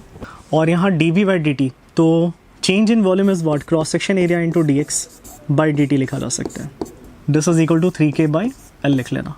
थोड़ा और मैं स्पेस तैयार कर लेता हूँ, ये क्वेश्चन थोड़ा सा स्पेस तो चाहिए इसके लिए, बस हो गया, लेकिन ज़्यादा कुछ नहीं है। अब इतना लिखने के बाद देखो हम लोग को वेलोसिटी चाहिए था ना, ये पिस्टन का क्रॉस सेक्शन है और पिस्टन थोड़ा सा मान लो नीचे गया, dx अमाउंट से नीचे गया, तो dx/dt कहीं ना कहीं पिस्टन किस रेट से नीचे आ रहा है वो वेलोसिटी देगा, है ना, dx/dt। तो फर्दर यहाँ पे लिखा जा सकता है, ये सारा मैं लिखना शुरू करता हूँ। नंबर ऑफ मोल्स दिया है 0.5, गैस कांस्टेंट R, टेम्परेचर देख लो गैस का कितना दिया था 27, बदलना नहीं चाहिए, केल्विन में कन्वर्ट करो 300 लिख देना। नीचे देखते हैं वॉल्यूम, कब पूछा गया स्पीड, तो कब पूछा गया था जब ये हाइट क्या हो जाएगा, शुरू में हाइट देखो L था, जब रिड्यूस होकर कितना हो जाएगा L/2, तब पूछा गया, तो यहाँ पे लिख देना वॉल्यूम हमारा सिस्टम का या गैस का वॉल्यूम कितना बचेगा, ये जब नीचे आ जाएगा तो cross section area into height, height कितना है हमारा L/2 है, तो क्रॉस सेक्शन एरिया और इंटू हाइट, हाइट कितना हमारा L/2 है। This is equal to, wait equal नहीं, अभी ये वाला टर्म बाकी है, क्रॉस सेक्शन एरिया और इंटू क्या हमारा dx/dt, यही तो वेलोसिटी पूछा गया हमसे, और लिख सकते हैं 3k/L। इतना लिखने के बाद देखते हैं कुछ कैंसिल हो रहा है क्या, कैंसिल हो रहा है नहीं, देखते हैं ठीक से थोड़ा।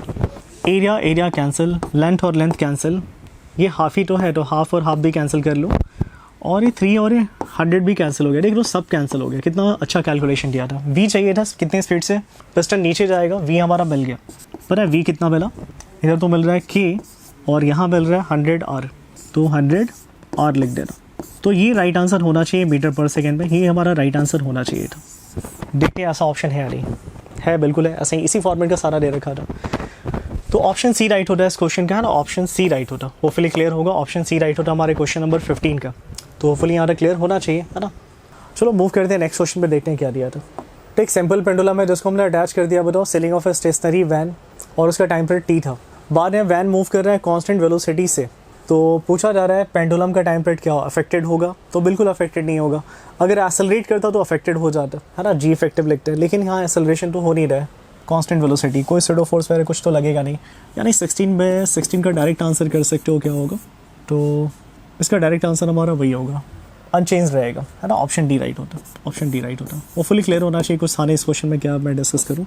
2π√/, क्या L/g इफेक्टिव लिख सकते हो ज़्यादा से ज़्यादा, बट यहाँ मोशन के बावजूद समझ पा रहे हो g effective will not change, this will remain what g, because हमारा कांस्टेंट वेलोसिटी से मूव कर रहा है, कोई एक्सेलरेशन अलग से मिला नहीं, ठीक है, इसीलिए हमारा राइट आंसर डी होता। क्वेश्चन नंबर 17 देखते हैं। 17 में देखा जाए तो 17 में क्या दिया है, हमारे वेव का एक इक्वेशन दे रखा था और ये सारा पूछा जा रहा है, फ्रीक्वेंसी वगैरह पूछा गया है, वेव। चलो वन बाय वन निकाल के देखते हैं। सबसे पहले फ्रीक्वेंसी निकालते हैं, यानी ओमेगा हम लोग देखें ठीक से, तो ओमेगा हमारा 60 दिया है इस क्वेश्चन में, ओमेगा हमारा 60 दिया है, और अगर फ्रीक्वेंसी चाहिए तो लिख सकते हो 2πf, ओमेगा इज 2πf, तो फ्रीक्वेंसी यहाँ से आएगा हमारा क्या 60/2π, यानी ठीक से लिखा रहा है तो क्या लिख सकते हैं बताना, 30/π आ रहा है, 30/π हर्ट्ज होना चाहिए, फ्रीक्वेंसी होना चाहिए, देखते हैं ऐसा दिया है नहीं, तो 30/π या 50π दिया है, जो कि पॉसिबल तो बिल्कुल भी नहीं है, पॉसिबल बिल्कुल नहीं है। अगर तुम पाई स्क्वायर पाई से मल्टीप्लाई भी कर लेते हो, सपोज ऐसे लिखते हैं 30π into pi, then pi square is nearly 10, so we can write it nearly 3, 10 3 जा 30, 3π हमारा होता। बट नाउ क्वेश्चन में क्या दिया है, मतलब ऑप्शन में दिया है 50π दिया है, जो कि रॉन्ग है, पहला वाला ऑप्शन रॉन्ग हो गया है ना, ए रॉन्ग है, तो ऑप्शन ए हमारा रॉन्ग हो गया। ऑप्शन बी को चेक करते हैं, ऑप्शन बी क्या दिया था।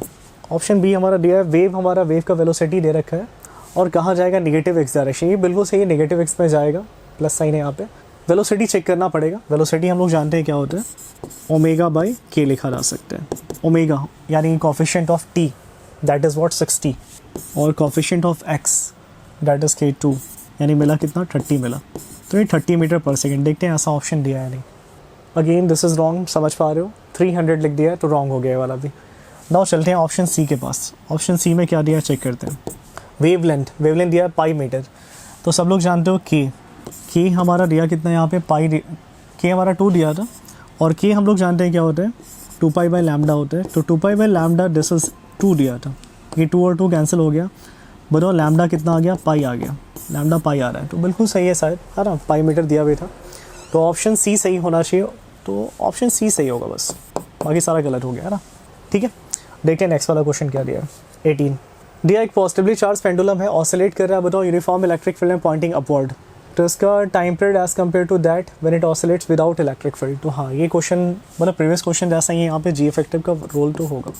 18 जैसे देखो, अगर बात करें सिंपल पेंडुलम का, तो अगर मान लो बिना इलेक्ट्रिक फील्ड के जब ऑसिलेट कर रहा तो क्या होगा, 2π√L/g होता है ना, without electric field, absence of electric field.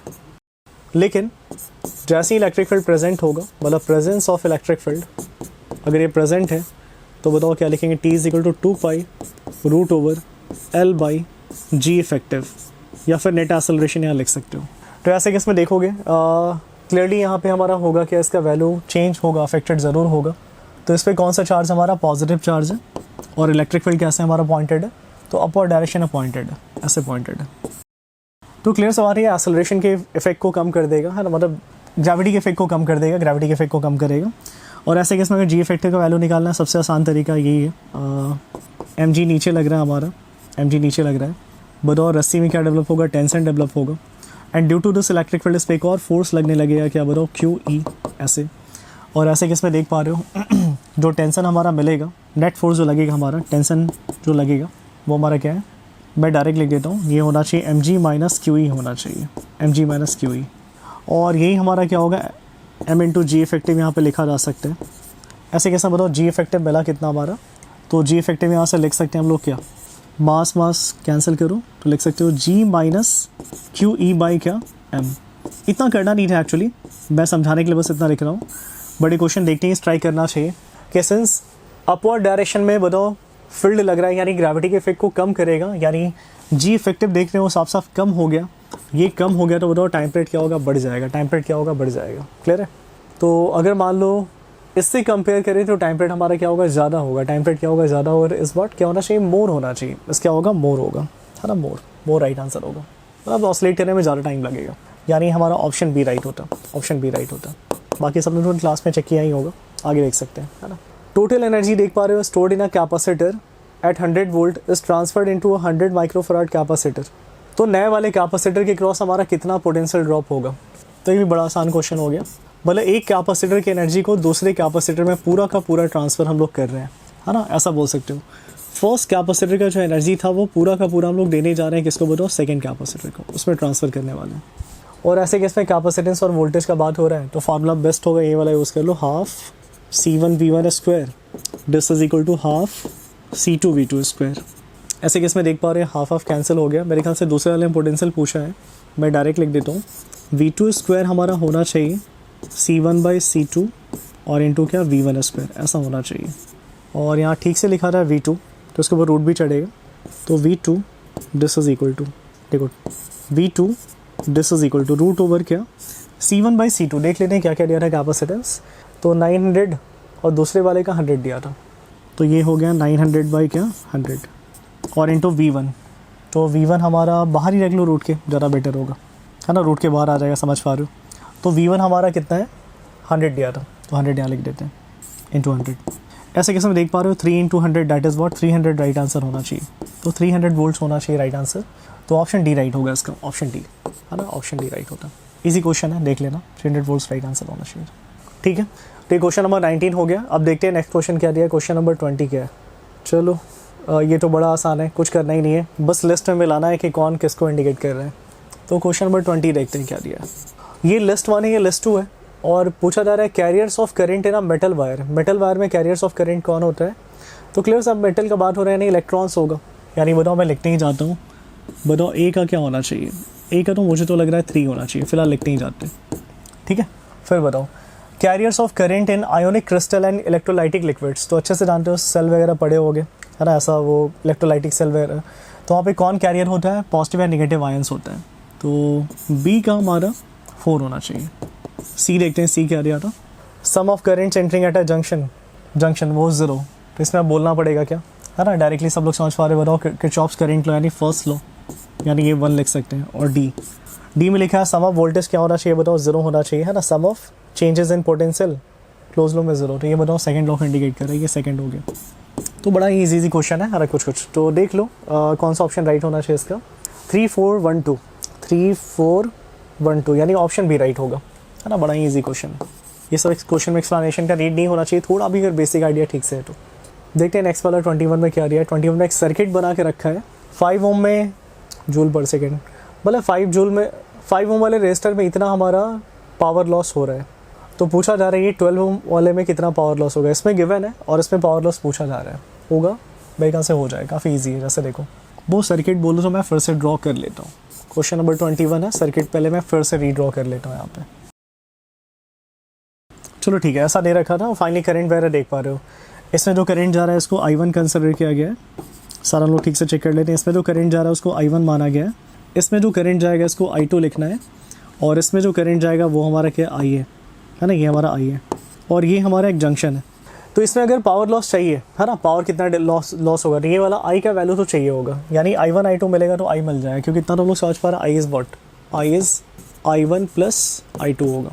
देखा जाए कंडीशन क्या क्या दिया था, I1 तो मेरे ख्याल से ईजिली मिल जाएगा, क्योंकि पावर लॉस गिवन था 5 ओम में, कितना दिया था 45 जूल पर सेकेंड, 45 जूल पर सेकेंड।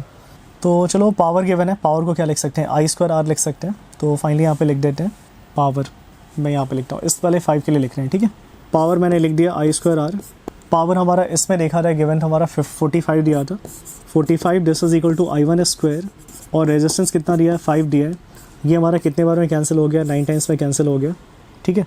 तो फाइनली यहाँ से देखो I1 का वैल्यू आ गया हमारा 3 आ गया, ये हमारा 3 आ गया है ना, I1 का वैल्यू 3 आ रहा है।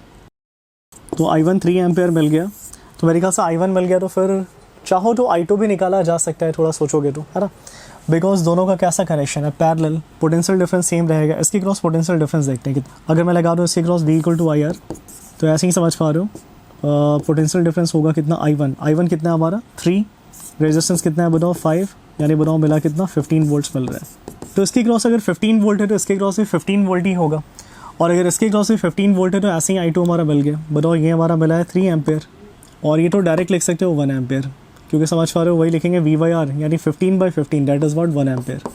तो ऐसे केस में हमारा I मिल गया, I हमारा मिल गया कितना बताओ 3 + 1 दैट इज़ व्हाट 4 एम्पेयर। और एक बार ये करंट हमारा मिल गया तो पावर लॉस नहीं बता सकते हैं क्या, पावर लॉस क्या होगा हमारा, पावर लॉस इसमें होगा क्या I² R, फिर से लिख देना, यानी बताओ 4 का स्क्वायर दैट इज़ व्हाट 16, और रेजिस्टेंस दे रखा है वो वाला 12 दे रखा है शायद, है ना, रेजिस्टेंस कितना दिया था 12 दिया था। तो 12 जैसे ही मल्टीप्लाई करेंगे, 12 और 16 मल्टीप्लाई कर लेना, जो मिलेगा वही आंसर होना चाहिए। तो 12 6 72, और 12 मेरे ख्याल से आ रहा है कितना 192 आ रहा है, तो 192 वोट राइट आंसर होना चाहिए, या जूल पर सेकेंड लिख सकते हो। देखते हैं इसका ऑप्शन दिया है नहीं ऐसा क्वेश्चन नंबर, हाँ एक ऑप्शन तो है ज़रूर, तो ऑप्शन बी राइट होगा, 21 का बी राइट होना चाहिए, वो फुली क्लियर होना चाहिए, 21 का बी राइट होता, ठीक है, इजी क्वेश्चन था, देख लेना। 22 भी जाना पहचाना लगना चाहिए, मैग्नेट वाला क्वेश्चन है, याद है, ऐसे पैरेलल वायर रखते हैं तो अट्रैक्टिव या रिपल्सिव फोर्स लगते हैं, करंट सेम डायरेक्शन में फ्लो कर रहे हैं, ये अट्रैक्टिव फोर्स लगना चाहिए। और यहाँ याद है इनफाइनाइट वायर होता था तो फोर्स पर यूनिट लेंथ का बात करते थे। देखते हैं क्वेश्चन दिया गया है, 3 लॉन्ग स्ट्रेट वायर है, कैरिंग करंट्स दे रखा था, magnetic force on 10 centimetre part of wire Q, ये जो वायर क्यू है ना, इसके 10 सेंटीमीटर पार्ट पे कितना मैग्नेटिक फोर्स लगेगा। तो पहले मैं लिख देता हूँ, जैसे देखो एक फिगर ड्रॉ कर ही लेते हैं कन्वीनियंस के लिए। ये हमारा Q हो गया, ये हमारा P हो गया, और ये हमारा R हो गया। बाकी तुम बगल से रिलेट कर सकते हो, सब में करंट का डायरेक्शन क्या है सेम, तो फोर्स क्या होगा अट्रैक्टिव। इस पर वही सुपरपोजिशन प्रिंसिपल जैसा लगा दो, बताओ P इसको क्या करने वाला है, अट्रैक्ट करेगा। तो ये हो गया force on Q due to what P का डायरेक्शन, है ना। वैसे ही बताओ R भी इसको क्या करेगा, Q को अट्रैक्ट करेगा। तो ये हो गया हमारा, मैं नीचे थोड़ा दिखा दे रहा हूँ ऐसे, ये हो गया force on Q due to what R। अब देखा जाए कौन सा फोर्स बड़ा होना चाहिए, तो क्लियर सा बात है, इसमें करंट कम है, इसमें करंट ज़्यादा है, तो ये वाला फोर्स बड़ा होगा। यानी बताओ कोई पूछेगा, हमारा क्वेश्चन नंबर 22 है ये, कि नेट फोर्स कितना लगेगा बताइए, नेट फोर्स क्वेश्चन नंबर 22 देखना, ठीक है। नेट फोर्स, तो नेट फोर्स क्या लिख सकते हैं, बड़े वाले फोर्स में से छोटे वाले फोर्स को घटा देना, FQR माइनस FQP। और शायद फोर्स पर यूनिट लेंथ का फार्मूला तुम लोग को याद होगा, फोर्स पर यूनिट लेंथ का फार्मूला क्या होता था, μ0 I1 I2 बाई क्या होता था 2πd होता था। तो ये फार्मूला हम लोग 2 बार यूज़ करेंगे, एक बार इन दोनों के लिए और एक बार इन दोनों के लिए, ना। तो चलो स्टार्ट किया जाए। अगर फोर्स पर यूनिट लेंथ का ही बात करते हैं तो मैं F/L ही लिख देता हूँ, सब जगह लेंथ से डिवाइड कर लेते हैं। अब फाइनली देखो कॉमन क्या निकलेगा, मैं यहाँ लिखता हूँ net force per unit length. चलो एक बार लिख ही देते हैं पहले, μ0 IQ IR बाई क्या लिख सकते हैं 2πd। डिस्टेंस यहाँ पे मान लेते हैं जो भी है, देख रहे हो ये डिस्टेंस भी 2 है और ये डिस्टेंस भी 2 ही दिया है, जब दोनों डिस्टेंस सेम दिया तो d ही मान लेते हैं, चलो इसको d। चलो मैंने ऐसा लिख दिया, इतना लिखने देखो कॉमन क्या आ रहा है, तो ये पूरा पार्ट कॉमन आ जाएगा, तो μ0 IQ बाई 2πd, और ब्रैकेट में लिख सकते हैं IR माइनस IP, ठीक है यहाँ तक। फाइनली कुछ नहीं है, वैल्यू पुट करो, तो इसका वैल्यू जानते हो, μ0 बाई 4π10⁻⁴ क्या होता है, -7 होता है, तो यहाँ पे क्या लिख सकते हैं 2 × 10⁻⁻7 लिख देना, ठीक है। IQ का बात किया जाए, IQ हमारा गिवन है, बीच वाले वायर में करंट फ्लो कर रहा है 4, डिस्टेंस हमारा दोनों जगह 2 दिया था, और ये डिफरेंस का बात किया जाए, मैं डिफरेंस डायरेक्टली लिख देता हूँ, 6 - 2 दैट इज़ व्हाट 4 हो जाएगा, यानी 4 लिख देना। ऐसे केस में कुछ कैंसिल हो रहा है, 2 और 2 कैंसिल हुआ, 4 4 जो 16, यानी 16 आ रहा है, यानी 1.6 × 10⁻⁻6 लिखा जा सकता है। तो -6 हमारा, ये हमारा मिल गया फोर्स पर यूनिट लेंथ मिला, भूलना नहीं, फोर्स पर यूनिट लेंथ ये मिला। लेकिन देखो जल्दी में इसको आंसर नहीं बोलेंगे, है ना, ये हमारा आंसर नहीं है। पूछा है क्या कि 10 सेंटीमीटर पार्ट पे कितना लगेगा, तो ध्यान दो ये पर यूनिट लेंथ मिला फोर्स। अब 10 सेंटीमीटर पार्ट पे निकालना है अगर, तो थोड़ा सा और काम कर लेते हैं हम लोग।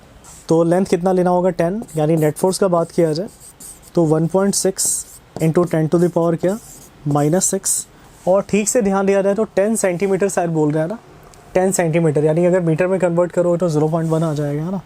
तो 0.1 और यहाँ पे लिख देते हैं। तो ऐसे केस में देखा जाए तो मिला है कितना हमारा 1.6 into 10 to the power -7 newton, ये होना चाहिए राइट आंसर हमारा। तो ऐसा नहीं दिया है, मतलब 16 के फॉर्म में दे रखा है, देख रहे हो ऐसा एक भी ऑप्शन नहीं है। तो 16 के फॉर्म में लिखो तो क्लियर सा बात है, 16 लोगे तो 10 टू द पावर -8 आ जाएगा, यानी 16 into 10 to the power -8 newton का फोर्स लगना चाहिए बीच वाले वायर पे। अब ऐसा दो ऑप्शन दिया है, तो किधर लगेगा, राइट में या लेफ्ट में, बताओ कौन डोमिनेंट होगा, कौन सा फोर्स बड़ा था हमारा। तो क्लियरली हम लोग यहाँ देख पा रहे हैं क्यू आर वाला फोर्स क्या है, बताओ क्यू आर वाले फोर्स का मैग्नीट्यूड ज़्यादा है, बताओ किससे, क्यू पी वाले से। तो क्लियर सा बात है, इस पर नेट फोर्स कैसा लगेगा, इधर ही लगेगा, डोमिनेंट हो गया, यानी इस पर जो नेट फोर्स लगने वाला है ऐसे लगने वाला है, लगना चाहिए भी, है ना, वो ज़्यादा स्ट्रॉन्ग फोर्स है। यानी बताओ किधर लगेगा, टुवर्ड्स राइट लगेगा, यानी राइट ऑप्शन इस क्वेश्चन का होना चाहिए, ऑप्शन बी होना चाहिए, ऑप्शन बी राइट होता है। ठीक है, वो फुली क्लियर होना चाहिए। तो ये भी इजी क्वेश्चन था, अगर तुमको फार्मूला याद था तो। आगे देखते हैं नेक्स्ट 23 देखते हैं। 23 में क्या दिया, दो मैग्नेट हमारा kept in a vibration magnetometer और वाइब्रेट कर रहा है अर्थ मैग्नेटिक फील्ड के इन्फ्लुएंस में। 12 वाइब्रेशन पर मिनट जब लाइक पोल्स को एक साथ बांध रहे हैं, और 4 वाइब्रेशंस पर मिनट जब अपोजिट पोल को एक साथ हम लोग अटैच करके उसको ऑसिलेट करा रहे हैं। तो रेशियो ऑफ मैग्नेटिक मोमेंट पूछा गया है। तो 23 वाइब्रेशन मैग्नेटोमीटर, थोड़ा भी आइडिया है तो यहाँ ध्यान दो, थोड़ा चेक करते हैं। टाइम पीरियड हमारा होता क्या बताओ, ऑसिलेशन का 2 पाई रूट ओवर क्या I/m, और यहाँ m की जगह नेट मैग्नेटिक मोमेंट ले लेना क्योंकि दोनों मैग्नेट है। केस 1 में बताओ सेम पोल है, केस 1 में क्या सेम पोल। अच्छा एक बात और, फ्रीक्वेंसी का शायद बात हो रहा है, देखो 12 वाइब्रेशंस पर मिनट यानी फ्रीक्वेंसी दे रखा है, तो कहीं ना कहीं मैं लिख दूँ ऐसे 1/f लिख देता हूँ, बाद में इसको जो करना वो कर लेंगे। केस 1 में देखा जाए तो 1/f1 ये हम लोग लिख सकते हैं 2 पाई रूट ओवर क्या लिख सकते हैं I, और नेट मैग्नेटिक मोमेंट लिखा जा सकता है। एक और काम किया जा सकता है जल्दी अगर सॉल्व करना है तो, ठीक है जल्दी ही सॉल्व करते हैं, थोड़ा एक और काम कर सकते हैं। देखो क्लियर सा बात है, फ्रीक्वेंसी का रेशियो दे रखा है दोनों केस में। जब सेम पोल्स होगा तो नेट मैग्नेटिक मोमेंट होगा m1 + m2, और जब अपोजिट पोल को एक साथ बांधेंगे तो नेट मैग्नेटिक मोमेंट क्या होगा, m1 - m2 होगा। बाकी कुछ तो चेंज होने वाला है नहीं, ये सारा कांस्टेंट ही रहेगा। यानी बताओ फ्रीक्वेंसी का इसके साथ कैसा रिलेशन है, डायरेक्ट जैसा आ रहा है, फ्रीक्वेंसी का नेट मैग्नेटिक मोमेंट के साथ ऐसा कुछ रिलेशन आ रहा है। अगर ऐसा है तो बताओ f1/f2 अगर लिखते हैं तो नेट मैग्नेटिक मोमेंट पहले वाले केस में क्लियर सा बात है m1 + m2 होगा, और दूसरे वाले केस में क्या होता है m1 - m2 होता है। और ये फ्रीक्वेंसी दे रखा था, पहले वाले केस में 12 है, दूसरे वाले केस में 4 है, बाकी सब यूनिट तो कैंसिल ही हो जाएगा। तो 12 और यहाँ लिख सकते हैं 4, और ऐसे केस में देख पा रहे हो 3 हमारा मिल गया। स्क्वायरिंग बोथ साइड कर लेना, तो स्क्वायरिंग बोथ साइड करके फिर मल्टीप्लाई कर लो, आंसर मिल जाना चाहिए। तो लिख सकते हैं 9, this is equal to what, m1 + m2। भूलना नहीं क्या चाहिए था, मैग्नेटिक मोमेंट का रेशियो चाहिए था। मल्टीप्लाई करो, क्रॉस मल्टीप्लिकेशन करते हैं, 9m1 9m2 m1 + m2। ठीक से देखा रहा है तो क्या मिल रहा है बताओ, 8m1 this is equal to 10m2। तो ऐसे केस में m1/m2 देखा जाए, m1/m2 ये हमारा मिला कितना 10/8, और 10/8 मतलब कितना मिल रहा है बताओ, 5/4 मिल रहा है। तो 5/4 राइट आंसर होना चाहिए इस क्वेश्चन का, 5/4 ऑप्शन डी राइट होता है ना। तो ऑप्शन डी राइट होगा इस क्वेश्चन का, देख लेना ऑप्शन डी, और फुली क्लियर होना चाहिए। 23 हो गया ये, है ना। आगे बढ़ते हैं। एक एरोप्लेन हमारा जिसके विंग्स के बीच का डिस्टेंस दे रखा है 50 मीटर, हॉरिजॉन्टली फ्लाई हो रहा है, और कितनी स्पीड से उड़ रहा है वो भी दे रखा है, कितने स्पीड से जा रहा है वो भी दे रखा है। अर्थ के मैग्नेटिक फील्ड का वर्टिकल कंपोनेंट गिवन है हमारा, इंड्यूस्ड ईएमएफ पूछा जा रहा है, कितना ईएमएफ हमारा इंड्यूस होगा। ठीक है, कितना ईएमएफ हमारा इंड्यूस होगा वो पूछा जा रहा है। चेक करके देखते हैं इसमें होगा क्या। क्वेश्चन नंबर 24, तो ये भी बड़ा ही आसान सा क्वेश्चन हो गया। जैसे मान लो अगर थोड़ा अगर फिगर वगैरह चाहिए तो ऐसे ही देख लो थोड़ा सा। जैसे देखो एरोप्लेन हमारा हॉरिजॉन्टली फ्लाई हो रहा है, ऐसे वर्टिकली मत समझ लेना, जैसे ऐसे जा रहा है, ऐसे एरोप्लेन जा रहा है, और अर्थ का vertical component of magnetic field या तो वर्टिकल, देखो अगर एरोप्लेन ऐसे हॉरिजॉन्टली जाए तो वर्टिकल कंपोनेंट या तो ऐसा होगा या तो ऐसा होगा, कोई एक ले लो, उससे कोई फर्क नहीं पड़ता है। तो वर्टिकल कंपोनेंट मान लो ऐसा ही मैं ले लेता हूँ, ये अर्थ के मैग्नेटिक फील्ड का वर्टिकल कंपोनेंट है, और ये एरोप्लेन हमारा हॉरिजॉन्टली जा रहा है। कितने स्पीड से जा रहा है गिवन है, ये इसका स्पीड दे रखा है, मैं दिखा देता हूँ।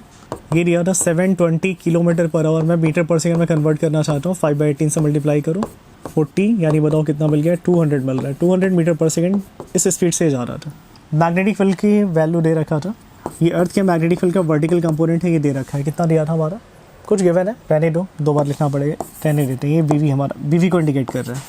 ऐसे कैसे विंग्स के बीच का डिस्टेंस हमारा दे रखा था, तो ये डिस्टेंस हमारा दे रखा है। बताओ एल कितना दिया हमारा, 50 दिया था, 50। फिर इस क्वेश्चन को सॉल्व करना चाहते हो, सिंपल ही है। बताओ due to motional EMF rod translating in uniform magnetic field, motional EMF के क्रॉस पोटेंशियल डिफरेंस क्रिएट होगा। और ई इज इक्वल टू क्या लिख सकते हैं, बी एल वी। बताओ बी हमारा गिवन है 2 × 10⁻⁻⁴ दिया था, तो मैं यहाँ पे लिख देता हूँ। लेंथ हमारा कितना दिया बताओ, 50 दे रखा है। और स्पीड हमने जस्ट अभी कैलकुलेट किया था, ये मैं हटा देता हूँ। स्पीड अभी जस्ट हमने कैलकुलेट किया था, 200 था। हो गया क्वेश्चन, कुछ करना तो था नहीं ज़्यादा। तो 5 4 जा 20, तो 5 4 जा 20 और 3 0 और आएगा, ठीक है, इंटू 10⁻⁻⁴ यहाँ से देख पा रहे हो ये कैंसिल हो गया हमारा, मिला कितना answer, 2 volt. 2 volt right answer होता है। तो इतना नहीं करते तो विदिन सेकंड से क्वेश्चन बन जाता है। और ये 2 क्वेश्चन फेमस होता ही है, एक तो एरोप्लेन वाला और एक रेलवे ट्रैक वाला, है ना, ध्यान रखना। चलो आगे बढ़ते हैं। 25, तो 25 तो कोई सर्किट है जिसमें करंट लैग कर रहा है बिहाइंड द वोल्टेज, और फेज डिफरेंस बताओ कितना दिया है, π/2 दिया है। फेज डिफरेंस कितना दिया है, π/2 दिया है। ओके, तो the circuit contains which of the following, तो क्लियर सा बात है, ये तो तुम जानते हो। फेज डिफरेंस π/2 किस में होता है, या तो प्योरली कैपेसिटिव में होता है या तो प्योरली इंडक्टिव में होता है। मिक्स में तो कभी ऐसा होगा नहीं। इसमें तो बताओ दोनों सेम फेज में होता है, प्योरली रेजिस्टिव में। तो ये तो ऐसे ही रिजेक्ट हो गया। इन दोनों में से कोई एक आंसर होना चाहिए, बाकी तुम लोग को याद होना चाहिए अच्छे से। बताओ इंडक्टिव में कौन लीड करता है, वोल्टेज लीड करता है, करंट लैग करता है। तो शायद वही क्वेश्चन ही है ना, हो गया आंसर, ऑप्शन डी राइट होता है। इंडक्टिव में क्या होता है, हम लोग अच्छे से जानते हैं, वोल्टेज क्या होता है, लीड करता है, और करंट क्या होता है, लैग करता है। तो ऑप्शन डी राइट हो गया। इसमें क्या, इसमें हमारा वोल्टेज लैग करता है, करंट क्या लीड करता है। ऑप्शन डी राइट होता है, कुछ करना नहीं है, ठीक है। नेक्स्ट क्वेश्चन देखते हैं क्या दिया है। अब देखो मैक्सवेल का इक्वेशन, जो 4 इक्वेशन मैक्सवेल ने दिया था, वो फंडामेंटल लॉज, मतलब उन्होंने बोला था वही 4 फंडामेंटल इक्वेशंस है जिससे पूरे इलेक्ट्रोमैग्नेटिज्म को समझा जा सकता है। तो मैक्सवेल का जो इक्वेशंस था किसको समझाता है, इलेक्ट्रिसिटी को समझाता है, मैकेनिक्स को समझाता है, मैग्नेटिज्म को समझाता है। तो क्लियर सी बात है, दोनों को समझाएगा। इलेक्ट्रोमैग्नेटिज्म को समझाता है, यानी बताओ ए और बी दोनों राइट होगा। यानी 26 का ऑप्शन क्या होना चाहिए, डी होना चाहिए। होपफुली क्लियर होना चाहिए, है ना। Easy question again. नेक्स्ट देखते हैं क्या दिया। 27 बड़ा आसान क्वेश्चन है। 27 देखा जाए तो 27 में बताओ क्या बोला है, बोल रहा है फोकल लेंथ दे रखा है कॉनकेव लेंस का, तो उसका ऑप्टिकल पावर क्या होगा। तो ऑप्टिकल पावर सब लोग जानते हो 1/4 फोकल लेंथ, और किस में लेना होता है, मीटर में लेना होता है। तो क्लियर सा बात यहाँ देख पा रहे हो, फोकल लेंथ कॉनकेव लेंस है ना, तो कॉनकेव लेंस का फोकल लेंथ क्या होता है, नेगेटिव होता है, नेगेटिव होता है। तो क्या लिख सकते हैं बताओ, देखो चलो मैं -50 ही रहने देता हूँ, ये सेंटीमीटर में मीटर में कन्वर्ट करने के लिए 100 से डिवाइड करोगे, तो ऐसे कैसा बताओ, पावर कितना आ गया हमारा, -2 डायोप्टर। और इजी क्वेश्चन है ना। चलो आगे बढ़ते हैं, देख के बोल सकते हैं कोई। Next wave optics, Fraunhofer diffraction. तो देखा जाए क्या दिया है, फ्रॉनहोफर डायफ्रैक्शन एक्सपेरिमेंट है, सिंगल स्लिट वाला एक्सपेरिमेंट है, जिसमें वेवलेंथ, ये वाला हमने जो लाइट यूज़ किया था उसका वेवलेंथ दिया था 400। फर्स्ट मिनिमा 30 डिग्री पे बन रहा है, तो पूछा जा रहा है फर्स्ट सेकेंडरी मैक्सिमा कहाँ बनेगा, फर्स्ट सेकेंडरी मैक्सिमा कहाँ बनेगा। तो क्लियर सा बात है, ये सब फार्मूला तो मतलब कंडीशंस याद होना चाहिए, कहाँ बन रहा है पोजीशन। तो अगर बात किया जाए डायफ्रैक्शन का, सिंगल स्लिट डायफ्रैक्शन का, तो यहाँ देखो पर है फॉर मिनिमा। तो मिनिमा के लिए हम लोग जानते हैं कंडीशन क्या होता है, लिख सकते हैं path difference that is what a sin theta n must be equal to what integral multiple of lambda, ये होना चाहिए। और बात हो रहा है किसका बताओ, फर्स्ट मिनिमा का। फर्स्ट मिनिमा यानी बताओ n का वैल्यू क्या पुट करेंगे, 1। तो ऐसे कैसा बताओ लिखा जा सकता है, a sin फर्स्ट मिनिमा कहाँ बन रहा है बताओ, एंगुलर पोजीशन दे रखा था 30 दिया था, 30 मैं लिख दो यहाँ पे 30। This is equal to 1 into क्या लैम्डा, यानी बताओ साइन 30 कितना होता है, हाफ होता है। तो मैं ऐसे लिख देता हूँ half, this is equal to lambda by A. मैंने ऐसे ही लिख लिया। इसको मान लो फर्स्ट इक्वेशन, चाहो तो यहाँ से स्लिट का विड्थ निकाल सकते हो, लेकिन रहने दो, स्लिट विड्थ निकाल के सेकंड केस में यूज़ करना पड़ेगा, रहने दो, डायरेक्ट भी यूज़ किया जा सकता है। आगे देखते हैं। बताओ फॉर किसका पोजीशन पूछा गया, the direction theta of first secondary maxima. First secondary maxima जानते हो ना, सेंट्रल फ्रिंज को क्या बोलते हैं, प्राइमरी मैक्सिमा। उसके बाद जो भी फ्रिंज होता है उसको क्या बोलते हैं, सेकेंडरी मैक्सिमा। तो फॉर सेकेंडरी मैक्सिमा पहले तो तुमको इसका फार्मूला पता होना चाहिए, क्या होता है, path difference that is what a sin theta n, this must be equal to what 2n + 1 lambda by 2, ऐसा होना चाहिए। अब बताओ फिर से फर्स्ट का बात हो रहा है, यानी n का वैल्यू कितना पुट करेंगे, 1, है ना। तो लिख सकते हैं a sin इसी को थीटा वन को थीटा बोल रहा है, मैं थीटा वन ही लिख देता हूँ, लास्ट बार में थीटा लिख देंगे। 2n+1 that is what, n का वैल्यू 1 पुट करूँ, क्या मिलेगा 3 λ/2 मिल रहा है। इट इम्प्लाइज, बताओ साइन थीटा क्या आ गया, तो साइन थीटा हमारा आ गया 3 λ/2 है, 3 λ/2 है। और तुम चाहो तो आसानी से ऊपर से λ/a सब्सटीट्यूट कर सकते हो, दैट इज़ व्हाट हाफ, यानी बताओ क्या हो गया 3/4 आ गया। यानी ये हमारा एंगुलर पोजीशन होना चाहिए फर्स्ट सेकेंडरी मैक्सिमा का, यानी theta is equal to sine inverse 3/4 होना चाहिए। ऐसा एक ऑप्शन है, ऑप्शन बी है, तो ऑप्शन बी राइट होगा। हो गया, देखते हैं नेक्स्ट वाला क्वेश्चन क्या दिया है। ठीक है, वर्क फंक्शन अब हमारा किसी सब्सटेंस का दे रखा था और लॉन्गेस्ट वेवलेंथ पूछा जा रहा है that can cause photo electric emission. तो क्लियर सा बात है, मिनिमम मतलब मिनिमम एनर्जी यानी मैक्सिमम वेवलेंथ, तो यहाँ देखो 29 है ना, 29। तो वर्क फंक्शन दे रखा है, वर्क फंक्शन वो मिनिमम एनर्जी होता है जो कि रिक्वायर्ड होता है फोटो इलेक्ट्रिक एमिशन के लिए। तो E minimum this is equal to what 5 work function. E minimum बताओ लैम्डा के टर्म पे क्या लिख सकते हैं, SC बाई एनर्जी मिनिमम यानी लैम्डा क्या मैक्सिमम, और ये हमारा वर्क फंक्शन जो भी दिया होगा रहने देते हैं फिलहाल। अब देखते हैं आगे, हमारा वर्क फंक्शन 40 दिया था और हमसे क्या पूछा गया था, मैक्सिमम वेवलेंथ ही पूछा गया था। तो lambda max this is SC by 5। SC हम लोग जानते हैं है ना, इलेक्ट्रॉन वोल्ट में अगर लोगे तो क्या लिख सकते हैं 12,000, देखते हैं किस में दिया, नैनोमीटर में दिया है, इलेक्ट्रॉन वोल्ट इसमें दिया था 12,400 है ना, इलेक्ट्रॉन वोल्ट आर्मस्ट्रॉन्ग, ये लिखते हैं हम लोग। और नीचे डिवाइड कर लो 5 कितना है हमारा, ये प्रोडक्ट तुम लोग जानते होंगे, कन्वीनियंस के लिए लिखते हैं हम लोग। और ये दिया हमारा 4 दिया था, तो 4 इलेक्ट्रॉन वोल्ट दिया था। ये इलेक्ट्रॉन वोल्ट कैंसिल हो गया, 4 से कैंसिल हो गया, बताओ कितने बार में, तो लिख सकते हैं 3100। तो 3100 आर्मस्ट्रॉन्ग ये राइट आंसर होना चाहिए, 3100 आर्मस्ट्रॉन्ग। और आंसर नैनोमीटर में दिया है, नहीं सही है, 310 नैनोमीटर, ये राइट आंसर हमारा होना चाहिए। होपफुली क्लियर होना चाहिए, इजी क्वेश्चन था। ऑप्शन सी राइट होता है इसका, ऑप्शन सी राइट होता। देखते हैं नेक्स्ट वाला क्या दिया है, रेशियो ऑफ, ये क्वेश्चन देख के ही याद आता होगा रेडवर्क्स का फार्मूला, पुट कर लो, एटम का क्वेश्चन है। 1/λ क्या होता था RZ², और ऑर्बिटल में जो ट्रांजिशन होता था ये लोअर ऑर्बिट, और जो भी हायर ऑर्बिट से गिर के आ रहा है ऑर्बिटल ट्रांजिशन है ना। देखते हैं क्या पूछा जा रहा है, ratio of wavelength of first line of lineman, first line यानी बिल्कुल पास वाले ऑर्बिट से। देखो लाइनमैन मतलब कहीं से भी आके फर्स्ट में गिरना चाहिए, बावर मतलब कहीं से भी आके सेकंड में गिरना चाहिए, बट फर्स्ट लाइन का बात हो रहा है, तो चलो मैं लिखता हूँ। देखो लाइनमैन का फर्स्ट लाइन का बात हो रहा है, तो मैं यहाँ डायरेक्ट लिख देता हूँ, देख लेना इसको, मैं λ1 ऐसे ही सपोज कर रहा हूँ, ये लिख सकते हैं RZ², और क्या लिखना चाहिए मुझे, बेटर है मैं इसको λL मान लेता हूँ। ठीक है, और फर्स्ट लाइन का बात हो रहा है, नहीं बताओ कहीं से भी आके देखो फर्स्ट ऑर्बिट में गिरना तो चाहिए, और बिल्कुल पास वाले, फर्स्ट लाइन वाला मतलब बिल्कुल पास वाला, यानी सेकंड ऑर्बिट से आके गिरना चाहिए। तो 2 का स्क्वायर यानी बताओ मिलेगा कितना, 1 - 1/4 दैट इज़ व्हाट 3/4, तो 3RZ²/4 ऐसा कुछ मिल रहा है। दूसरा देखते हैं बामर, तो बामर का ये फर्स्ट मेंबर का ही बात करना है हम लोग को, तो RZ² और लिखा जा सकता है, यहाँ तो सेकंड ऑर्बिट में आके गिरना होता है, और फर्स्ट मेंबर यानी थर्ड ऑर्बिट से आके गिरना पड़ेगा इसको। ऐसे किस में देखते हो 1/4 और ये 1/9, 9 में से 4 गया, 5RZ² बाई कितना लिख सकते हैं 9 4 जा 36, ऐसा कुछ मिल रहा है। अब कहीं ना कहीं हमसे क्या पूछा गया, रेशियो बताना है, दोनों वेवलेंथ का रेशियो बताना है। तो रेशियो बताना है, डिवाइड कर लो ना, जैसे ही दोनों को लोग डिवाइड करेंगे तो बताओ क्या मिल रहा है। ठीक से देखा रहा है, इसको अगर इससे डिवाइड करें तो नीचे मिलेगा λB/λL मिलेगा। होपफुली समझ पा रहे हो, यहाँ से देखो ये सब कैंसिल हो जाएगा, और ये भी कैंसिल हो रहा है 9 टाइम्स में, ये ऊपर चला जाएगा, 9 3 जा 27, यानी 27 बाई क्या मिल रहा है 5 मिल रहा है, ऐसा कुछ मिल रहा है। तो 27/5, लेकिन हाँ ध्यान देना उल्टा पूछा है, लाइमैन बाई बामर पूछा है, तो लाइमैन बाई बामर करोगे उल्टा नहीं बताओ 5:27, यानी ऑप्शन सी राइट होता। जल्दी में ऑप्शन बी मत कर देना, ऑप्शन सी राइट होता है इसका, 5:27। इजी क्वेश्चन था है ना, बहुत बार प्रीवियस ईयर में आया तुम्हारे ऐसा क्वेश्चन। अब देखते हैं 31 वॉल्यूम। तो 31 में ये बोल रहा है कि जो वॉल्यूम होगा न्यूक्लियस का वो किसके प्रोपोर्शनल होगा, तो क्लियर सा बात है। रेडियस का रिलेशन तो तुम जानते ही हो मास नंबर के साथ, ये हमारा मास नंबर है ना, मास नंबर के साथ ही रिलेशन पूछा है, माने को नीचे लिखा है ना।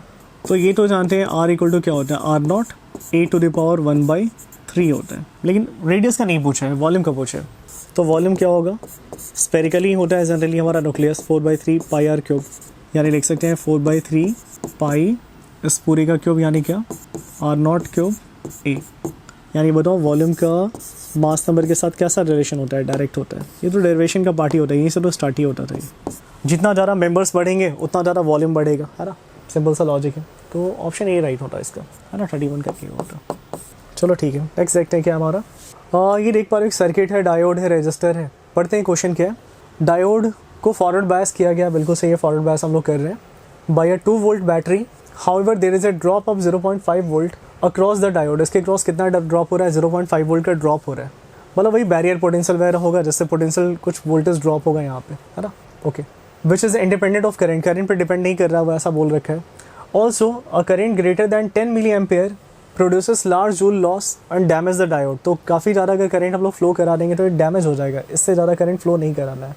अगर हम चाहते हैं डायोड को ऑपरेट करना 5 मिली एम्पेयर पे, तो सीरीज़ में कितना रेजिस्टेंस यहाँ लगाना पड़ेगा। देखो 5 मिली एम्पेयर पे काम लेना चाहते हैं, यानी चाहते हैं डायोड से हमारा 5 मिली एम्पेयर ही करंट फ्लो करे, तो ऐसे केस में सीरीज़ में कितना लगाना पड़ेगा, देखते हैं ट्राई करके।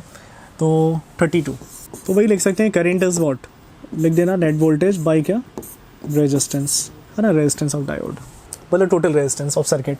नेट वोल्टेज देखा जाए तो समझ पा रहे हो, अप्लाइड वोल्टेज माइनस वही बैरियर पोटेंशियल जो होगा इसका, है ना।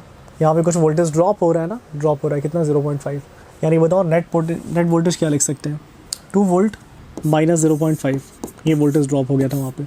बाकी जो रेजिस्टर बचा वहाँ पे हमारा कितना करंट फ्लो करेगा निकालना है, तो ये फार्मूला लगा सकते हैं और लिख सकते हैं।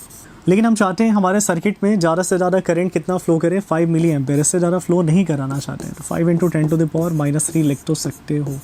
रेजिस्टेंस चाहिए था, मिल गया हमारा, रेजिस्टेंस मिला कितना बताओ, 1.5 / 5 × 10⁻³ ये हमारा कैंसिल होकर मिलेगा 0.3, और ये ऊपर जाएगा तो बताओ 1000 से मल्टीप्लाई होगा, यानी 300 आना तो चाहिए, 300 ओम होना चाहिए राइट आंसर इसका, है ना, ऑप्शन सी होता है। होपफुली क्लियर होना चाहिए। नेक्स्ट क्वेश्चन देखते हैं। पूछा जा रहा है पोटेंशियल बैरियर दे रखा है पीएन जंक्शन के क्रॉस, डिप्लीशन रीजन कितना वाइड है वो भी दे रखा है, तो इंटेंसिटी ऑफ इलेक्ट्रिक फील्ड पूछा जा रहा है। तो मैं फिगर अब नहीं ड्रॉ कर रहा हूँ, सब लोग जानते हैं डिप्लीशन रीजन वगैरह क्या होता है, तो डायरेक्टली यहाँ देखो बड़ा ही ईजी क्वेश्चन है यार, है ना। इलेक्ट्रोस्टैटिक हम लोग रिलेशन पढ़ते हैं, that what electric field is what negative potential gradient, तो कहीं ना कहीं हम लोग लिख सकते हैं यहाँ पे पोटेंशियल डिफरेंस और फील्ड में ये V/L लिखा जा सकता है। सिंपली मैं मैग्नीट्यूड के टर्म में ऐसा लिख रहा हूँ, ठीक है। ऐसे कैसे पूछा क्या है, इलेक्ट्रिक फील्ड ही तो पूछा है, तो सब कुछ तो है ही हमारे पास। बताओ बैरियर पोटेंशियल कितना दिया था, बैरियर पोटेंशियल, तो बैरियर पोटेंशियल का वैल्यू हमारा ये दे रखा है, और ये हमारा डिप्लीशन रीजन का विड्थ था, बस पुट करो आंसर मिल जाएगा, कुछ करना नहीं है यहाँ पे। तो ये हमारा 0.5 हो गया, और यहाँ देखा जाए तो मल्टीप्लाई हम लोग कर सकते हैं 5 × 10⁻⁷। मैं इसको ऐसा लिख देता हूँ 0.5 × 10⁻, मैंने 0.5 लिखा तो 10⁻⁻6 कर लेना, ठीक है। ऐसे केस में मैंने जानबूझ के ऐसे लिखा, ये कैंसिल हो गया, और राइट आंसर क्या मिल रहा है, 10⁻6 वोल्ट पर मीटर, ये राइट आंसर होना चाहिए, तो ऑप्शन ए राइट होता है इसका। होपफुली देख लो क्लियर होना चाहिए, और कोई ऑप्शन तो है नहीं ऐसा, ठीक है ना, ऑप्शन ए राइट होता है। अगेन एक ईजी क्वेश्चन आ गया, फर्स्ट डायमेंशन का फोर्स का रिलेशन दे रखा है, तो ए और बी का डायमेंशन पूछ रहा है, तो बड़ा ईजी है। 34 फोर्स हमारा दे रखा है, फोर्स हमारा 80 + BT², 80 + BT²। तो प्रिंसिपल ऑफ होमोजेनिटी का बात करो तो ये फोर्स, ये भी फोर्स, ये भी फोर्स, सबका डायमेंशन फोर्स ही होना चाहिए। तो बात किया जाए 80 का, 80 हमारा फोर्स होना चाहिए, यानी अच्छे से लिखा रहा है तो लिख सकते हैं dimension of A × T must be equal to force के लिए ml T-2, और अच्छे से लिखे हो तो dimension of A ml T नीचे जाएगा ऊपर आएगा T-3 होना चाहिए, ठीक है। तो ये हमारा डायमेंशन ऑफ ए हो गया। अब डायमेंशन ऑफ बी का बात किया जाए तो BT² भी फोर्स होना चाहिए। ऐसे कि इसमें डायमेंशन ऑफ बी का बात किया जाए, आसानी है, मतलब समझ ही गया डायरेक्टली, यहाँ पे एक पावर तो बढ़ेगा, T² Na2 this is equal to ml T-2 लिख सकते हैं। और ऐसे कि इसमें डायमेंशन ऑफ बी चाहिए तो लिख सकते हैं ml T- नीचे जाके ऊपर आएगा तो T-4 हो जाएगा, ये राइट आंसर होता है। तो बड़ा ही आसान क्वेश्चन था, कुछ करना ही नहीं था इसमें ज़्यादा। तो ml T-3 और ml T-4, यानी ऑप्शन बी राइट होता है इसका, ऑप्शन बी राइट होता है। होपफुली क्लियर होना चाहिए, देख लो। 35 देखते हैं, 35 में क्या दिया है। तो 35 में चेक किया जाए, पार्टिकल हमारा सर्कल में मूव कर रहा था और 2 रिवोल्यूशन पर सेकंड, एक्सेलरेशन पूछा जा रहा है पार्टिकल का होगा क्या। तो 2 रिवोल्यूशन पर सेकंड, यानी this is the case of uniform circular motion, यानी यूनिफॉर्म सर्कुलर मोशन है। बताओ ए इक्वल टू क्या होता है, ω²r तो लिखा जा सकता है सेंटीमीटर एक्सेलरेशन, है ना, ये हमारा नेट एक्सेलरेशन हो गया, ठीक है। और ओमेगा का बात किया जाए तो लिख देना 2πf, 2 रिवोल्यूशंस पर सेकंड दिया था, तो 2πf का स्क्वायर इंटू r, अब पुट कर लेते हैं, ज़्यादा अच्छा होगा। तो 2π फ्रिक्वेंसी हमारा दिया है 2 रिवोल्यूशंस पर सेकंड, इसका whole square into radius, radius देखा था, रेडियस 25 सेंटीमीटर, यानी कि 25/100 लिखोगे दैट इज़ 1/4 लिख सकते थे, है ना। वैसे किसमें देखो मिला कितना, 4π² इंटू 1/4, 4 नहीं मिलेगा एक्चुअली, ये 16 हो जाता है, सॉरी 4 का स्क्वायर यानी 16 हो जाता है। 16π² इंटू 1/4 यहाँ से कैंसिल हो गया, यानी राइट आंसर क्या होता है, 4π² होता है। 4π² यानी ऑप्शन सी राइट होता है ना, ऑप्शन सी इसका राइट होता है। ठीक है, मूव करते हैं नेक्स्ट क्वेश्चन पे। चलो चॉइस वाला क्वेश्चन है यहाँ पे, तो कुछ क्वेश्चन छोड़ा जा सकता है लेकिन मैं नहीं छोड़ सकता हूँ, मुझे तो सारा करना पड़ेगा, है ना। 36 देख लेना, समझ लेना, जिस भी क्वेश्चन में डाउट हो अच्छे से सारा क्वेश्चन को रेफर करो, ज़रूरी है तुम्हारे लिए, है ना। जितना अच्छे से यहाँ प्रैक्टिस करोगे टेस्ट में उतना ही अच्छा है। देखो रॉकेट है, रॉकेट का मास दे रखा था, गैस इजेक्ट कर रहा है इस रेट से, और स्पीड भी दे रखा है हमारा उसका। तो एक्सेलरेशन पूछा जा रहा है 2 सेकंड के बाद होगा क्या, what is find the acceleration of the rocket as t = 2 second. तो देखो रॉकेट हमारा ग्रेविटी फ्री स्पेस में और एक्सेलरेशन पूछा जा रहा है। तो एक्सेलरेशन अगर तुमको डायरेक्टली फॉर्मूला याद है तो काफ़ी अच्छा, नहीं तो एक्सेलरेशन होता क्या है, फोर्स बाय मास, और यहाँ पे होता क्या है, force is UR thrust force, और रॉकेट का मास वेरिएबल मास, और ये फार्मूला याद होना चाहिए सबको।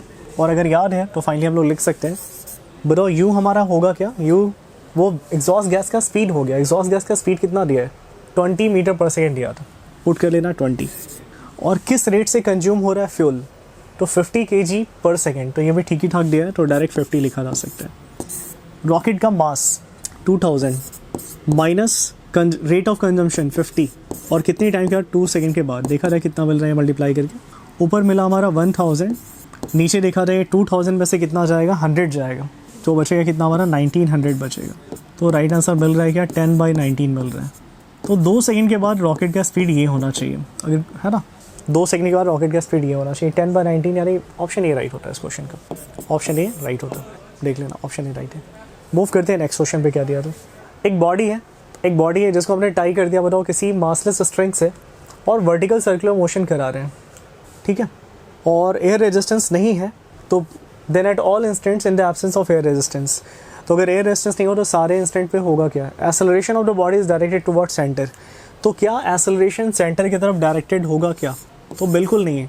वर्टिकल सर्कल का केस है, फिर से मेरी बात को सुनो, वर्टिकल सर्कुलर मोशन का केस है, तो this is a case of non uniform circular motion, तो यहाँ एक्सेलरेशन सेंटर की तरफ नहीं डायरेक्टेड हो सकता है, दोनों एक्सेलरेशन होगा सेंट्रीपिटल और टेंजेंशियल, तो नेट एक्सेलरेशन कहीं और डायरेक्टेड होगा, सेंटर की तरफ तो नहीं होगा। पहला वाला रॉन्ग हो गया। दूसरा मैं लिख दूँ क्या, वर्टिकल सर्कल समझ पा रहे, it is example of what, non uniform circular motion, मैं ये बोल रहा था, नॉन यूनिफॉर्म सर्कुलर मोशन, इसलिए पहला ऑप्शन तो ऐसे ही रिजेक्ट हो गया, है ना। इसके बाद दूसरा, total mechanical energy of body earth system remains constant, ये बिल्कुल सही है। बहुत सारे क्वेश्चन तो इसी लॉजिक पे होता ही है कि एनर्जी हमारा पूरे सिस्टम का क्या कांस्टेंट रहता है। Tension in the string remain constant, बिल्कुल नहीं, हर पॉइंट पे टेंशन अलग अलग होता है, हमने पढ़ा भी है ना। क्रिटिकल केस में सबसे लोएस्ट पॉइंट पे टेंशन हमारा सबसे ज़्यादा होता था, 6 mg 3 mg, यहाँ पे याद होगा 0, वही है, टेंशन अलग अलग होगा। Acceleration of the body remains constant, बिल्कुल नहीं, it is a case of what, non uniform circular motion, यहाँ एक्सेलरेशन वेरी होगा, बिकॉज हमारा जैसे जैसा मोशन होगा तो उसका स्पीड वेरी होगा, तो एक्सेलरेशन भी हमारा क्या होगा, वेरिएबल होगा, नेट एक्सेलरेशन वेरिएबल होगा। तो क्लियर, हमारे एक ही ऑप्शन सही मिल रहा है, बी, डायरेक्ट टिक कर सकते हैं, तो ऑप्शन बी राइट होता है इसका, क्लियर होना चाहिए, तो ऑप्शन बी राइट होता है। बॉम्ब के एक्सप्लोजन वाला केस पहले ही पढ़े हैं, मोमेंटम यहाँ पे कंजर्व होता है, बॉम्ब का 30 kg मास था, रेस्ट में था, बाद में जब एक्सप्लोड हो गया तो एक्सप्लोड होने के बाद 2 पीसेस में टूटा, ये वाला एक पीस का वेलोसिटी दे रखा है, दूसरे पीस का वेलोसिटी नहीं, काइनेटिक एनर्जी पूछ दिया। अच्छा ये तो समझ पा रहे हो, जब ब्लास्ट होगा तो क्या कंजर्व होगा, मोमेंटम कंजर्व होगा, यानी जो 2 पीस में टूटेगा दोनों पीस का मोमेंटम क्या होना चाहिए, सेम होना चाहिए, क्योंकि इनिशियल मोमेंटम 0 तो फाइनल मोमेंटम भी 0 होने के लिए होना पड़ेगा, क्लियर है। और ऐसे केस में एक मतलब दूसरे की काइनेटिक एनर्जी पूछा गया है, मैं क्यों ना ऐसे ही लिख दूँ, ज़्यादा बेटर होगा। काइनेटिक एनर्जी होता क्या है, p²/2m होता है। अब देखो दोनों का मोमेंटम है क्या, ये तो सबका सेम होगा, तो ये हमारा इस पर तो डिपेंड करेगा नहीं, यानी काइनेटिक एनर्जी का मास के साथ ऐसा इन्वर्स वाला रिलेशन तो है, और अगर ऐसा है तो बताओ क्या लिखा जा सकता है। मैं जानबूझ के k2/k1 ही लिखता हूँ, this must be equal to what, inverse relation है मास के साथ, तो m2/m1 लिख सकते हो। अब देख लो k2 हमसे पूछा गया था, m1/m2 दोनों मासेस गिवन तो है, 18 और 12 दिया था, तो 18 और 12 लिख देना, इनटू ये kinetic energy of first body की काइनेटिक एनर्जी क्या लिख सकते हो, हाफ फर्स्ट बॉडी का mass that is what 18, first body का वेलोसिटी दैट इज़ व्हाट 6, तो 6 का स्क्वायर करना पड़ेगा, समझ पा रहे हो, डायरेक्ट लिख दूँ 36, इस x का स्क्वायर, मैंने लिखा हाफ एम वी स्क्वायर, ठीक है। यहाँ से देखो कुछ कैंसिल हो रहा है क्या? हाँ बिल्कुल कैंसिल हो रहा है, ये 9 टाइम्स में कैंसिल होगा और ये 3 टाइम्स में कैंसिल होगा, तो मिल रहा है क्या 18 इंटू 27, यानी हमारा सेकेंड बॉडी का जो काइनेटिक एनर्जी मिल रहा है 18 इंटू 27, 40 से थोड़ा कम होना चाहिए, 524। तो फाइनली देखना जैसे ही 18 इंटू 27 हम लोग करेंगे तो 8 7 जा 56, यानी 486 होना चाहिए राइट आंसर। इसको मल्टीप्लाई करके देख सकते हो, 486 जरूर राइट आंसर होना चाहिए। तो चलो फाइनली नेक्स्ट क्वेश्चन देखते हैं। क्वेश्चन नंबर 39 है हमारा। 39 में देखते हैं क्या दिया है। क्वेश्चन नंबर 39, तो क्वेश्चन नंबर 39 का बात किया जाए तो मेरे ख्याल से एक बॉडी है जो कि वेरी क्लोज है हमारा, is orbiting very close to the earth surface with kinetic energy की, और energy required to completely escape from it is, तो उसको स्केप कराने या उसको उस ऑर्बिट से स्केप कराने के लिए कितना एनर्जी चाहिए होगा। जैसे ध्यान दो, ये हमारा मान लो अर्थ हो गया, अर्थ का रेडियस मान लेते हैं, बताओ आर है, और ये हमारा अर्थ हो गया, ठीक है। ध्यान रखना एक हमारा बॉडी है जो कि काफ़ी क्लोज है ऑर्बिट के, मतलब अर्थ के सरफेस के काफ़ी क्लोज है, सॉरी अर्थ के सरफेस के काफ़ी क्लोज है, और ऐसे केस में ये एस के चारों ओर पर आओ गोल गोल घूम रहा है, और ये जो सेपरेशन होगा ना ये वाला इग्नोर कर सकते हो, very close to the surface of earth, यानी कि बताओ यहाँ पे लिख सकते हो इसका जो ऑर्बिटल रेडियस होगा that is nearly equal to what radius of earth लिखा जा सकता है एज पर क्वेश्चन ही बोल रहा है ऐसा, है ना।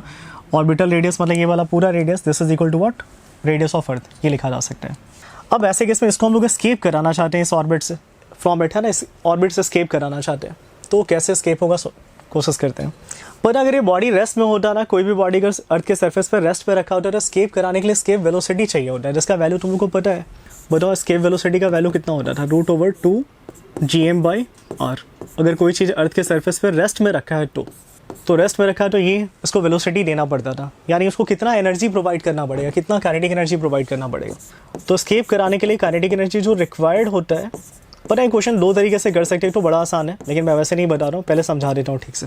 ये देखो कितना काइनेटिक एनर्जी रिक्वायर्ड होगा, तो हाफ mv² लिख सकते हो, चाहे m बॉडी का मास हो गया, इस बॉडी का जो भी मास हो, अच्छे से लिखा जाए तो लिख सकते हैं हाफ m, और इसका स्क्वायर करोगे तो रूट हट जाएगा, 2 gm/ क्या लिख सकते हैं, r लिख तो सकते हैं, ऐसा मिल गया हमारा, ठीक है। ओके, ये रिक्वायर्ड था, ये तब रिक्वायर्ड था जब बॉडी रेस्ट में होता सरफेस पे, लेकिन बॉडी हमारा क्या रेस्ट में है क्या, ये बॉडी गोल गोल घूम रहा है, इसके पास ऑलरेडी पहले से ही काइनेटिक एनर्जी है, तो इतना काइनेटिक एनर्जी रिक्वायर्ड था, लेकिन इसके पास पहले से ही काइनेटिक एनर्जी है, और कहीं ना कहीं मतलब ये तो मानोगे ना ये सैटेलाइट की तरह बिहेव कर रहा है, और सैटेलाइट का काइनेटिक एनर्जी डायरेक्ट भी तुम लोग जानते हो, बट चलो मैं लिख ही देता हूँ। देखो अच्छे से, अगर इस बॉडी को थोड़े टाइम के लिए सैटेलाइट के जैसा ट्रीट करें तो सैटेलाइट का ऑर्बिटल स्पीड होता कितना है, √gm/r हो जाएगा इस केस में, है ना। ये वाला केस दे रखा है, तो ऐसे केस में इसके पास पहले से काइनेटिक एनर्जी कुछ है ना, तो इसके पास इनिशियली कुछ काइनेटिक एनर्जी पहले से ही प्रेजेंट है। कितना होगा हमारा बताओ, हाफ mv02 लिख सकते हैं, तो लिखेंगे हाफ m, और क्यों दो बार मेहनत करें, डायरेक्टली स्क्वायर करेंगे तो रूट हट जाएगा, बताओ क्या लिख सकते हैं, gm/r लिखा जा सकता है, ये लिखा जा सकता है। तो ये काइनेटिक एनर्जी इसके पास पहले से ही प्रेजेंट था, और इसका वैल्यू भी लिख रखा है, कितना है, ke है, इसका वैल्यू कितना लिख रखा है क्वेश्चन में, ke है, इसी को ke बोल रहे हैं, ये बॉडी का काइनेटिक एनर्जी है। तो देखो चाहिए था काइनेटिक एनर्जी इतना, बट अगर इसके पास पहले से ही काइनेटिक एनर्जी इतना है तो कितना एडिशनल काइनेटिक एनर्जी रिक्वायर्ड होगा, कितना एडिशनल काइनेटिक एनर्जी रिक्वायर्ड होगा वो देख लेते हैं, है ना। तो यहाँ लिख सकते हैं एडिशनल काइनेटिक एनर्जी जो रिक्वायर्ड होगा, क्या लिख सकते हैं, कि बेटर है ऐसे लिख दूँ, डेल के लिख देते हैं। तो ये हमारा होना चाहिए काइनेटिक एनर्जी रिक्वायर्ड में से के इनिशियल को सब्सट्रैक्ट करना पड़ेगा, के रिक्वायर्ड में से के जो उसके पास पहले से प्रेजेंट था उसको सब्सट्रैक्ट करना पड़ेगा, और ऐसे केस में थोड़ा सा मैं और स्पेस बनाता हूँ, रुको, हाँ के रिक्वायर्ड, तो वेट मुझे यहाँ दिखाना ही पड़ेगा तुम लोग को। चलो फाइनली एक बार फिर से देखते हैं, तो के रिक्वायर्ड हमारा ये था और पहले से इसके पास ये था, अगर डिफरेंस करोगे ना तो देख रहे हो ये 2 टाइम्स ज़्यादा है, इसका डबल है वो, तो अगर डिफरेंस करोगे पता है कितना रिक्वायर्ड आएगा डेल के, ये हमारा डायरेक्ट लिख सकते हो, पता है क्या, हाफ m, और ये gm/r ही आएगा, मतलब डिफरेंस करने से। इसमें से अगर ये सब्सट्रैक्ट करोगे तो मेरे ख्याल से यही बचेगा, बस हमारा ये बचेगा, क्लियर है। और ये कहीं ना कहीं बताओ है क्या, ये हमारा बॉडी का काइनेटिक एनर्जी है, तो स्कीप कराने के लिए एडिशनल और कितना एनर्जी देना पड़ेगा, बॉडी के काइनेटिक एनर्जी के इक्विवेलेंट और एनर्जी तुमको देना पड़ेगा, यानी इस क्वेश्चन का राइट आंसर क्या होना चाहिए था, ऑप्शन ए होना चाहिए। समझ में आ रहा है, अगर बॉडी को स्केप कराना है तो बॉडी को एडिशनल इतना एनर्जी देना पड़ेगा, but this value actually is equal to what, kinetic energy of the body, है ना। तो इसलिए बॉडी का जो काइनेटिक एनर्जी था उतना ही इक्विवेलेंट एनर्जी और दे दो, बॉडी हमारा स्केप कर जाएगा। यानी इस क्वेश्चन को ऑप्शन ए राइट होना चाहिए, ऑप्शन ए राइट होना चाहिए। लेकिन पता है इस क्वेश्चन को मैं इतना सॉल्व करके नहीं बनाता, काफ़ी जल्दी देखते ही मैं आंसर बोल सकता हूँ इस क्वेश्चन का, क्योंकि सैटेलाइट का कॉन्सेप्ट लगाओगे तो इतना करने का नीड नहीं था, देखते ही आंसर बता सकते थे। क्यों, यहाँ सुनो, अगर इस बॉडी को सैटेलाइट मान लेते हैं तो बताओ सैटेलाइट के पास टोटल एनर्जी होता कितना है, तो टोटल एनर्जी हमारा होता कितना है, -g/mm बाई क्या होता था, 2r होता था। इस केस में ऐसा लिख सकते हैं। और शायद अग्री करोगे that is equal to what, minus of kinetic energy, because यही काइनेटिक एनर्जी भी होगा इस बॉडी का। तो इनिशियली ये एनर्जी था बॉडी के पास, जब वो रिवॉल्व कर रहा था ऐसे ऐसे, तो उसके पास ये एनर्जी था, क्योंकि सैटेलाइट का यही टोटल एनर्जी होता है, ये इसका इनिशियल एनर्जी था। और एस्केप कराने के लिए हम लोग इतना तो जानते हैं कि फाइनल एनर्जी उसका क्या हो जाना चाहिए, तो एस्केप होने के लिए फाइनल एनर्जी उसका 0 हो जाना चाहिए। क्लियर है? तो फाइनल एनर्जी 0 करने के लिए अगर मान लो इसके पास इतना नेगेटिव एनर्जी है तो इतना ही पॉजिटिव एनर्जी और दे दो तो एस्केप कर जाएगा, यानी -k ही है तो तुम +k ही और दे दो, नेट रिजल्ट क्या हो जाएगा, 0। तो यानी उसको एडिशनल मतलब और कितना एनर्जी देना पड़ेगा, k ही देना पड़ेगा। ठीक है, राइट आंसर हो जाता है इस क्वेश्चन का। अगर तुमको और अच्छे समझना है तो तुम ऐसे भी लिख सकते थे, डेल TE चेंज हमारा कितना होगा, TE फाइनल माइनस क्या लिख सकते हैं, TE इनिशियल। अगर सब्सट्रैक्ट करो तो ये सब्सट्रैक्शन का रिजल्ट क्या आएगा बताओ, k ही आएगा। यानी बस इतना सा ही एनर्जी दे दो, वो बॉडी क्या होगा, स्केप कर जाएगा। वो फुली क्लियर होना चाहिए, देख लेना। मैंने 2 तरीके से बता दिया, मैं तो ऐसे ही सॉल्व करता, ये थोड़ा सा लेंदी हो जाएगा तो टाइम बचाना ज़रूरी होता है एग्जाम में। वो फुली क्लियर होगा। तो ये हमारा क्वेश्चन नंबर 39 था, स्केप कराना था ना। चलो 40 क्या हमारा एक सिंपल सा हमारा PT ग्राफ दे रखा है और डायटोमिक गैस है, आइडियल डायटोमिक गैस है। मोलर हीट कैपेसिटी पूछा जा रहा है गैस का, मोलर हीट कैपेसिटी क्या होगा बताइए। अगर थोड़ा सोचोगे मेरे ख्याल से आइडिया ज़रूर लग जाएगा कैसा प्रोसेस है, कैसा प्रोसेस है, क्या लगता है। तो शायद समझ पा रहे हो, ये हमारा आइसोकोरिक प्रोसेस है। ये हमारा कैसा प्रोसेस है, आइसोकोरिक है। बिकॉज तुम अगर सोच के देखोगे P = nRT, तो P = लिख सकते हैं nR/V × T। अगर वॉल्यूम कांस्टेंट होगा तो, अगर वॉल्यूम कांस्टेंट है ऐसा सपोज करके चल रहे, तो देखो ये क्या लिखेंगे बताओ, ये किसका काम कर रहा है, वाई एक्सिस का, ये किसका काम कर रहा है हमारा, एक्स एक्सिस का, और ये क्वांटिटी है क्या, कांस्टेंट। तो ये क्वांटिटी कांस्टेंट यानी वॉल्यूम कांस्टेंट है। यहाँ पे वॉल्यूम क्या है, कांस्टेंट है, यानी प्रोसेस वो क्या है, आइसोकोरिक है। वो तो देख के समझ में आ रहा था सबको, आइसोकोरिक प्रोसेस है। और पूछा क्या, देख लेते हैं। आइसोकोरिक प्रोसेस में मोलर हीट कैपेसिटी का वैल्यू पूछा है C, डायरेक्ट लिख लो। C हमारा क्या होता है, यहाँ पे CV होता है। CV क्या होता है, R/γ-1 होता है ना, R/γ-1 होता है। तो R/ क्या लिखोगे बताना, यहाँ लिख सकते हो 7/5 - 1। ठीक से सिंप्लीफाई करोगे बताओ क्या मिल जाएगा, ये मिल गया हमारा 5/2R, that is 2.5R right answer होना चाहिए। तो देख लो, एक और ऐसा ऑप्शन ज़रूर दिया होगा, 2.5R राइट आंसर होगा। ठीक है, ऑप्शन C राइट होता। या चॉइस तुम्हारा है, तुम चाहो तो डायरेक्टली CV के लिए फार्मूला भी यूज़ कर सकते थे, डिग्री ऑफ फ्रीडम वाला, F/2R। डायटोमिक गैस है तो डिग्री ऑफ फ्रीडम होगा कितना, लो टेम्परेचर में बात करेंगे तो 5 होगा। अनटिल अनलेस कुछ मेंशन नहीं होता, हम लोग वाइब्रेशनल मोड को इग्नोर करके चलते हैं, तो ये राइट आंसर होता है, 2.5R होता। तो इस क्वेश्चन में कुछ नहीं था, बस ये समझना था प्रोसेस कौन सा है। प्रोसेस कौन सा था, आइसोकोरिक। क्वेश्चन ऐसे ही हो गया। आगे बढ़ते हैं, चलो फाइनली देखते हैं क्वेश्चन ऑफ 41 क्या दिया था। 41 अगर हम लोग देखेंगे तो बताओ पूछा जा रहा है, for which of the combination of the working temperatures of source and sink Carnot engine का एफिशिएंसी हमारा मैक्सिमम होगा, किसके लिए। तो क्लियर बात है, कार्नोट इंजन की एफिशिएंसी का बात करोगे ना तो ईटा = क्या लिखते हैं, 1 - T2/T1 ये होता है हमारा। तो कहीं ना कहीं ये रेशियो डिसाइडिंग फैक्टर है, ये रेशियो। एफिशिएंसी मैक्सिमम पूछा जा रहा है, ये रेशियो जितना कम होगा ना एफिशिएंसी उतना ही ज़्यादा होगा। और बताओ रेशियो कम सबसे कम किस केस में होगा, तो क्लियर सारे लास्ट वाले केस में ही होगा। तुम देख भी सकते हो T2/T1 सारे केस में निकाल के। पहले वाले केस में कितना होता, सिंक बाई, चलो मैं रफ में लिख ही देता हूँ एक बार। T2/T1 फर्स्ट केस में कितना होता, तो ये होता 400 बाई क्या 600, दैट इज़ 2/3। और वैसे ही सेकेंड सारे केस में चेक कर लेना ऐसे ही, अगर तुमको डाउट लगे सारे केस में चेक कर लो। T2/T1 200/400। T2 sink is low temperature ना, तो 200/400 ये आ गया हमारा 0.5। मैं सारे ऑप्शन को लिख रहा हूँ, ऑप्शन A, ऑप्शन B, वैसे ही ऑप्शन C D इधर लिख देते हैं, ज़्यादा अच्छा। ऑप्शन C T2/T1 कितना आएगा बोलो, तो 300/500, तो 300/500 मिल गया 3/5। और ऑप्शन D T2/T1, तो ये हमारा शायद 300 और 100 दिया था, तो 100 लो टेम्परेचर, हाई टेम्परेचर ये, तो ये 1/3 आ गया। ऐसे इसमें देख लो सबसे छोटा कौन है, सबसे छोटा। तो क्लियर बात है, ऑब्वियसली सबसे छोटा यही वाला हमारा होगा, है ना, क्योंकि 0.67 होगा, यही सबसे छोटा है, यानी ऑप्शन D राइट होगा, ऑप्शन D राइट होगा इस क्वेश्चन का। क्लियर है, मूव करते हैं नेक्स्ट क्वेश्चन पे। तो 42 में क्या दिया, और एक ऑब्जर्वर हमारा standing at the bank of a sea, किसी समुद्र के किनारे खड़ा, मान लो खड़ा है वो, और क्या फाइंड कर रहा है, 54 waves are reaching the bank per minute, एक मिनट में 54 वेव्स वहाँ पहुँच रहा है। पानी में रिपल्स नहीं बन रहा है, वैसे ही रिपल्स वाला वेव एक मिनट में 54 वेव उसके पास पहुँच रहा है। वेवलेंथ हमारा दे रखा है 10 मीटर, तो पूछा जा रहा है स्पीड होगा क्या, तो क्वेश्चन ऐसे ही हो गया, स्पीड पूछा जा रहा है ना। इतना तो जानते हो ना स्पीड क्या होता है, बताओ डिस्टेंस बाई क्या टाइम होता है, और बताओ कितना वेव पहुँच रहा है 54, और एक वेव का लेंथ होता है कितना है लैम्डा, यानी टोटल डिस्टेंस कितना 54 लैम्डा, ये डिस्टेंस वेव ने कवर किया, और ये कवर करने में टाइम कितना लगा, एक मिनट यानी 60 सेकंड तो लिखा जा सकता है। ठीक है, क्लियर हो गया। लैम्डा शायद दे रखा है क्या 54, हाँ वेवलेंथ दे रखा है, तो ये हमारा सेकंड हो गया, सेकंड लिख देते 60 सेकंड्स मैंने किया है। और देखा जाए 54 लैम्डा कितना दिया हमारा, तो लैम्डा हमारा गिवन था 10 दिया था, तो ये हमारा 10 मीटर हो गया, और नीचे देख पा रहे हैं हमारा 60 सेकंड्स हो गया। कैंसिल ज़रूर हो रहा है कुछ, तो ये मुझे 0 कैंसिल होता दिख रहा है, और ये 9 टाइम्स में कैंसिल तो हो गया, यानी बताओ राइट आंसर क्या होता है, 9 मीटर होता है इसका, 9 मीटर पर सेकेंड। ठीक है, तो 9 मीटर पर सेकेंड, 9 मीटर पर सेकेंड, ऑप्शन बी राइट होता है इसका। क्लियर होना चाहिए। मूव करते हैं नेक्स्ट क्वेश्चन पे। 43 देखते हैं क्या है। एक पार्टिकल इसका मास दे रखा है, चार्ज दे रखा है, रेस्ट में रखा था हॉरिजॉन्टल सरफेस पे, और कोई फिक्स चार्ज है इससे 1 मीटर के डिस्टेंस पे रखा था। अब क्लियर सी बात है, दोनों का नेचर सेम होगा, रिपल्सन होगा। पूछा जा रहा है जब सेपरेशन बढ़ के 10 हो गया तो बताओ कितना हमारा उसका शायद वेलोसिटी होगा ना, ये पूछा गया। हाँ, कितना उसका स्पीड होगा ये पूछा गया। तो क्लियर सा बात है, एक बात बताना, यहाँ पे बस कौन सा फोर्स काम करेगा, कंजर्वेटिव फोर्स, बाकी और किसी फोर्स की वजह से वर्क तो नहीं हो रहा है एटलीस्ट, है ना, वर्क तो नहीं होगा। तो अगर सिस्टम पे बस कंजर्वेटिव फोर्स काम करता है तो हम लोग इतना तो जानते हैं मैकेनिकल एनर्जी सिस्टम का क्या होता है, कंजर्व होता है। तो कंजर्वेशन ऑफ एनर्जी तुम्हारा हेल्प कर देता है इस क्वेश्चन को जल्दी से करने में। ट्राई करते हैं।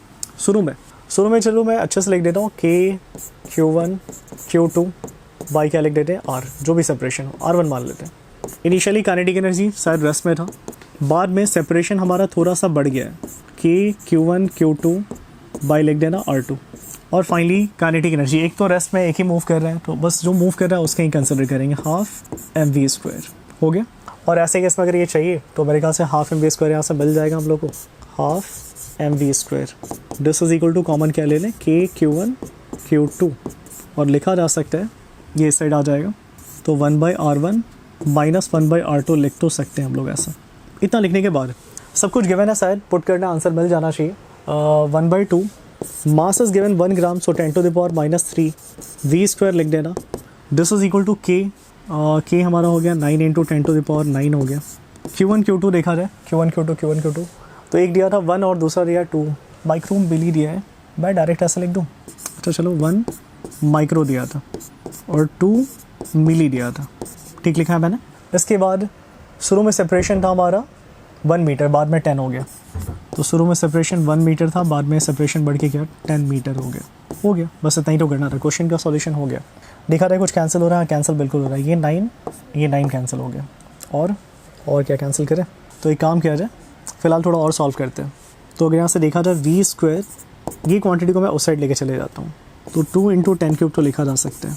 समझ पा रहे हो, नीचे आएगा 2 × 10³ हो गया। पहले से यहाँ पे क्या प्रेजेंट है, 9 2 18 प्रेजेंट है। कैलकुलेशन इतना तो खुद भी कर सकते हो, 10 - 1 दैट इज़ व्हाट 9/10 तो लिखा जा सकता है। ओके हो गया। तो मेरे ख्याल से सॉल्व करके मिल रहा है कितना, 9 8 जा 72, और 72 का डबल करोगे 144 ठीक ठाक लिखा है मैंने, और इंटू 10 का स्क्वायर। तो ऐसे केस में देखो ये v² मिला, तो बताओ v कितना मिलेगा, उसके ऊपर रूट चढ़ेगा तो 12 हो जाएगा, और वो 10 हो जाएगा, यानी 120 मीटर पर सेकेंड मुझे ऐसा मिल रहा है। देखते हैं ऐसा आंसर है या नहीं, मैंने कुछ मिस्टेक किया सर। मैंने यहाँ पे ये तो लिखा था 9 2 जा, मैंने 18 बोला था ना, यहाँ पे 9 2 जा 18 लिखना चाहिए था मुझे, 18। और बाकी देखो 9 2 जा 18 था, मैं 1 लिखना ही भूल गया, मैं बोला 18 पर लिखा नहीं मैंने। तो थोड़ा सा कैलकुलेशन चेक कर लेते हैं फिर से। मेरे ख्याल से यहाँ पे 18 आ गया, तो ये थोड़ा सा चेंज ज़रूर होगा। 9 2 जा 18, यानी 18 × और ईजी आ गया देखो, तो लिख सकते हैं 18 का स्क्वायर। हमारा एक तो मिल रहा है 18 का स्क्वायर मिल रहा है, और एक मिल रहा है 10 का स्क्वायर मिल रहा है। अब रूट के बाहर आएगा दोनों, तो बताओ क्या होगा, 18 × 10 दैट इज़ 180 मीटर पर सेकेंड राइट आंसर होना चाहिए। तो बिल्कुल सही है ना, 180 होना चाहिए था, तो बस हो रहा था पहले, तो 180 राइट आंसर होता है, ऑप्शन डी सही होता है इसका। होपफुली क्लियर होना चाहिए। मूव करते हैं नेक्स्ट क्वेश्चन पे, क्या दिया है ना। यार देखो बहुत सारे क्वेश्चन को एक्सप्लेन करना पड़ता है, तो इसलिए ज़्यादा स्ट्रेस नहीं दे रहे हैं चीज़ों पे, हाँ, बट डायरेक्टली सॉल्यूशन कर रहे हैं। होपफुली समझ में आएगा, सारा क्लास में तुमने पढ़ा है ना, क्लियर ज़रूर होगा। आगे देखते हैं 44 वायर का लेंथ एल दिया था, और इसका डायमीटर हमारा रिड्यूस करके हाफ कर दिया ओरिजिनल डायमीटर का। तो ऐसे केस में initial resistance of the wire 10 था, तो फाइनल क्या होगा? ऐसा मैंने डायरेक्ट सिखाया था क्लास में ये सब, है ना, 44। तो ऐसा मैंने डायरेक्ट बताया था, डायमीटर हाफ कर रहे ना, तो मैंने तुम लोग को ये सिखाया था कि अगर स्ट्रेचिंग वगैरह करोगे तो ये रिलेशन तो होता है रेडियस के साथ, तो डायमीटर के साथ भी सेम ही रिलेशन होगा। और एरर वाला टेक्निक लगा लेते, मतलब लिख देते क्या, del R by R, small change है ना। तो ऐसे इसमें अगर एरर वाला टेक्निक हम लोग लगाएंगे यहाँ पे, तो डायरेक्टली क्या लिख सकते हैं, 4 इंटू क्या डेल डी बाई डी लिखा जा सकते हैं। और ऐसे कि इसमें परसेंटेज चेंज दिया था या कुछ और दिया है, वेट इतना करने का नीड ही नहीं था, सॉरी, परसेंटेज मैंने पूछा नहीं है, डायरेक्टली यहीं से समझ पा रहे। अगर डायमीटर को डबल करेंगे तो बताओ ये क्या होगा, अगर ये हम लोग ये हाफ करेंगे तो ये क्या होगा, 16 टाइम्स हमारा बढ़ जाएगा, 60 टाइम्स बढ़ेगा। मैं अच्छे से ही बता देता हूँ, सुनना। 44 फिर से चेक करो, 44 हमारा होता क्या है, रेजिस्टेंस सब लोग जानते हैं क्या होता है, रो एल बाई ए होता है। और अगर मैं दोनों साइड, मैं एक छोटा सा काम करूँ, दोनों साइड अगर मैं क्रॉस सेक्शन एरिया से मल्टीप्लाई करूँ, कोई फ़र्क तो नहीं पड़ेगा, बट इसका बेनिफिट मिलेगा। Cross section area into length is about volume of wire by क्या ए स्क्वायर। नाउ क्रॉस सेक्शन का बात किया जाए, क्रॉस सेक्शन क्या होता है, पाई आर स्क्वायर होता है, या फिर लिख सकते हो पाई, मैं पाई आर स्क्वायर ही लिखता हूँ, रहने दो। क्रॉस सेक्शन क्या होता है, पाई आर स्क्वायर होता है, तो मैंने यहाँ पे लिख दिया पाई आर स्क्वायर, इसका भी क्या वोल स्क्वायर। तो ऐसे केस में देख लेना, बताओ रेजिस्टेंस क्या मिल रहा है हमारा, rho v pi square r to the power 4, ऐसा कुछ मिला। बाकी देखो इलोंगेट करने से देखो डेंसिटी, इलोंगेट करने से वॉल्यूम चेंज होगा नहीं, पाई ऑलरेडी कांस्टेंट, रो भी कांस्टेंट, ये सारा कांस्टेंट है। यानी वही मैं समझा रहा था, रेजिस्टेंस प्लस रेडियस के साथ ऐसा रिलेशन, तो डायमीटर के साथ भी ऐसा ही रिलेशन होगा। अब खुद ही सोचो ना, अगर डायमीटर हाफ करेंगे तो ये कितने टाइम्स बढ़ जाएगा, 16 टाइम्स बढ़ जाएगा, मतलब वही है ना। जैसे ऐसा लिख लो R2 बाई R1, तो लिख सकते हो क्या, इन्वर्स रिलेशन, यानी D1 बाई क्या D2। तो as per question we are doing what, diameter बाद में हाफ कर रहे हैं, यानी 2 टू द पावर 4 आने वाला है यहाँ पे, ये D1 बाई 2 हो जाएगा 2 टू द पावर 4। तो R2 is what 16 times R1, और R1 दे रखा था 10, सो ये होगा 160 ओम, राइट आंसर होता है। होपफुली क्लियर होना चाहिए अभी, है ना, और मैंने ठीक से ही बोल दिया, तो डी राइट ऑप्शन होता है। और जल्दी कर सकते थे, मैंने शुरू में जैसे बताया, अगर याद होता तो। चलो देखते हैं नेक्स्ट क्वेश्चन हमारा क्वेश्चन नंबर 45 है। 45 में देखते हैं क्या दिया है। तो 45 अगर चेक हम लोग करेंगे ना, तो 45 में क्या दिया है, सेल्फ इंडक्टेंस हमारा दे रखा है किसी मोटर का, ये था हमारा 10 हेनरी, और हम उसको इम्पार्ट करना चाहते हैं मैक्सिमम पावर इतनी फ्रिक्वेंसी पे। तो पूछा जा रहा है उसके साथ कैपेसिटेंस कितना लगाना पड़ेगा। तो ये तो बिल्कुल एसी का क्वेश्चन हो गया हमारा, और समझ पा रहे हो, मैक्सिमम पावर यानी सुनते ही रेजोनेंस याद आना चाहिए। रेजोनेंस तो हम लोग जानते हैं, अच्छे से बताओ, एट रेजोनेंस। तो एट रेजोनेंस हमारा होता क्या बताओ, एक्सएल इक्वल टू क्या होता है, एक्सी होता है। अच्छे से लिखोगे तो omega L equal to what, 1 by omega C लिखा जा सकता है। कैपेसिटेंस कितना रिक्वायर्ड होगा वो पूछा गया, क्या लिख सकते हो, 1 by omega square into L लिख सकते हो। और अच्छे से लिखोगे तो ओमेगा को क्या लिख सकते हो, 2 पाई एफ, क्योंकि फ्रिक्वेंसी दिया था, तो 2 पाई एफ स्क्वायर इंटू एल लिख सकते हो। बस सॉल्व करो, आंसर मिल जाना चाहिए। क्या लिखेंगे बताना, 2 पाई स्क्वायर यानी 4 पाई स्क्वायर, और फ्रीक्वेंसी दे रखा है हमारा कितना, 50 दिया था, 50 का स्क्वायर कर लेना। तो मैं डायरेक्ट लिख दूँ 50 का स्क्वायर यानी कितना हो जाएगा, अच्छा रहने दो, ये 50 का स्क्वायर हो गया हमारा। फिर आगे ध्यान दिया जाए, इंडक्टेंस दिया था हमारा 10 दिया था, सॉल्व करते हैं कितना मिलेगा। तो 1 बाई मिल रहा है हमारा 4 पाई स्क्वायर, जानते हो क्या नियरली 10 ही होता है ना, पाई स्क्वायर नियरली हमारा 10 होता है, तो 10 ही लिख लेना। और इंटू लिख सकते हैं कितना बताओ, 2500, और इंटू पहले से क्या प्रेजेंट है 10, तो ये हो गया हमारा 10,000 मल्टीप्लाई हो गया, यानी आ रहा है हमारा कितना, 1/10 टू द पावर 6, ऐसा कुछ आ रहा है। यानी बताओ कितना वाला कैपेसिटेंस चाहिए होगा, 1 माइक्रोफैराड का कैपेसिटेंस रिक्वायर्ड होगा। तो इस क्वेश्चन का ऑप्शन सी राइट होना चाहिए, होपफुली क्लियर होना चाहिए। इस क्वेश्चन का ऑप्शन सी राइट होना चाहिए, है ना। इतना कैपेसिटेंस लगा दो तो मैक्सिमम हो जाएगा हमारा, पावर कंजम्पशन मैक्सिमम होगा, रेजोनेंस। तो फुली क्लियर होना चाहिए। तो ये हमारा क्वेश्चन नंबर 45 था। 46 देखा था क्या हमारा, तो 46 में पूरा लीस्ट एंगल ऑफ डेविएशन हमारा ग्लास प्रिज्म का इक्वल टू रिफ्रैक्टिंग एंगल दे रखा है उसका, और रिफ्रैक्टिव इंडेक्स हमारा 1.5 दिया था। तो एंगल ऑफ प्रिज्म पूछा जा रहा है, तो लीस्ट मतलब मिनिमम डेविएशन का क्वेश्चन है, प्रिज्म की केस में मिनिमम डेविएशन वाला क्वेश्चन है। तो कहीं ना कहीं ये सारे में रिलेशन तो होता ही, हम लोग को याद होगा, म्यू इज इक्वल टू याद है sine I by sine R करके लिखते थे। तो म्यू इज इक्वल टू लिखते थे साइन, और आई हमारा मतलब del M plus A by 2 होता है, और नीचे हम लोग लिख सकते हैं साइन ए बाई 2। तो ये रिलेशन याद होगा, minimum deviation, angle of prism और ये रिफ्रैक्टिव इंडेक्स का, यही यूज़ होना चाहिए यहाँ पे। देख के तो ऐसा ही लग रहा है यही यूज़ होगा। आगे देखते हैं। और रिफ्रैक्टिव इंडेक्स दे रखा है 1.5 दिया, मैं पुट करना चाहूँगा ये 1.5 दिया था।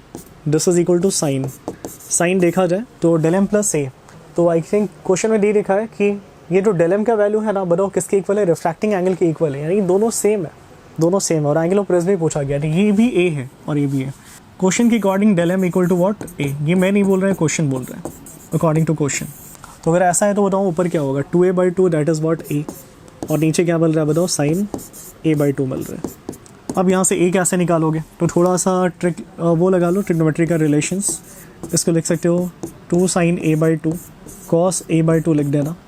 और नीचे हमारा पहले से क्या प्रेजेंट है बताओ? sin a/2 प्रेजेंट है। ऐसे केस में ये वाला टर्म कैंसिल हो गया और ये ऐसा कुछ मिल रहा है। 1.5 can be written as what? 3/2।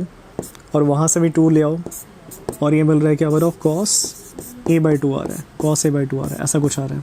इसको ठीक से लिखा रहा तो क्या लिख सकते हैं? 3/4। और यहाँ से अगर एंगल ऑफ प्रिज्म हम लोग निकालेंगे तो मिल तो गया हमारा, ए चाहिए था ना। तो एंगल ऑफ प्रिज्म हमारा मिल कितना रहा है? a/2 हमारा मिला, cos इनवर्स 3/4। तो यहाँ से मेरे ख्याल से ए निकाला जा सकता है, ए एंगल ऑफ प्रिज्म, यानी 2 cos इनवर्स 3/4, यानी ऑप्शन ए राइट होना चाहिए। ऑप्शन ए राइट होता है इस क्वेश्चन का। वो फुली क्लियर होना चाहिए, देख लेना, है ना। मूव करते हैं नेक्स्ट वाले क्वेश्चन पे। पूछा जा रहा है एक मोमेंट किसी फोटोन का फ्रीक्वेंसी दिया और उसका मोमेंटम पूछा जा रहा है। तो किसी फोटोन का हमारा फ्रीक्वेंसी गिवन और मोमेंटम पूछा जा रहा है, क्या करें?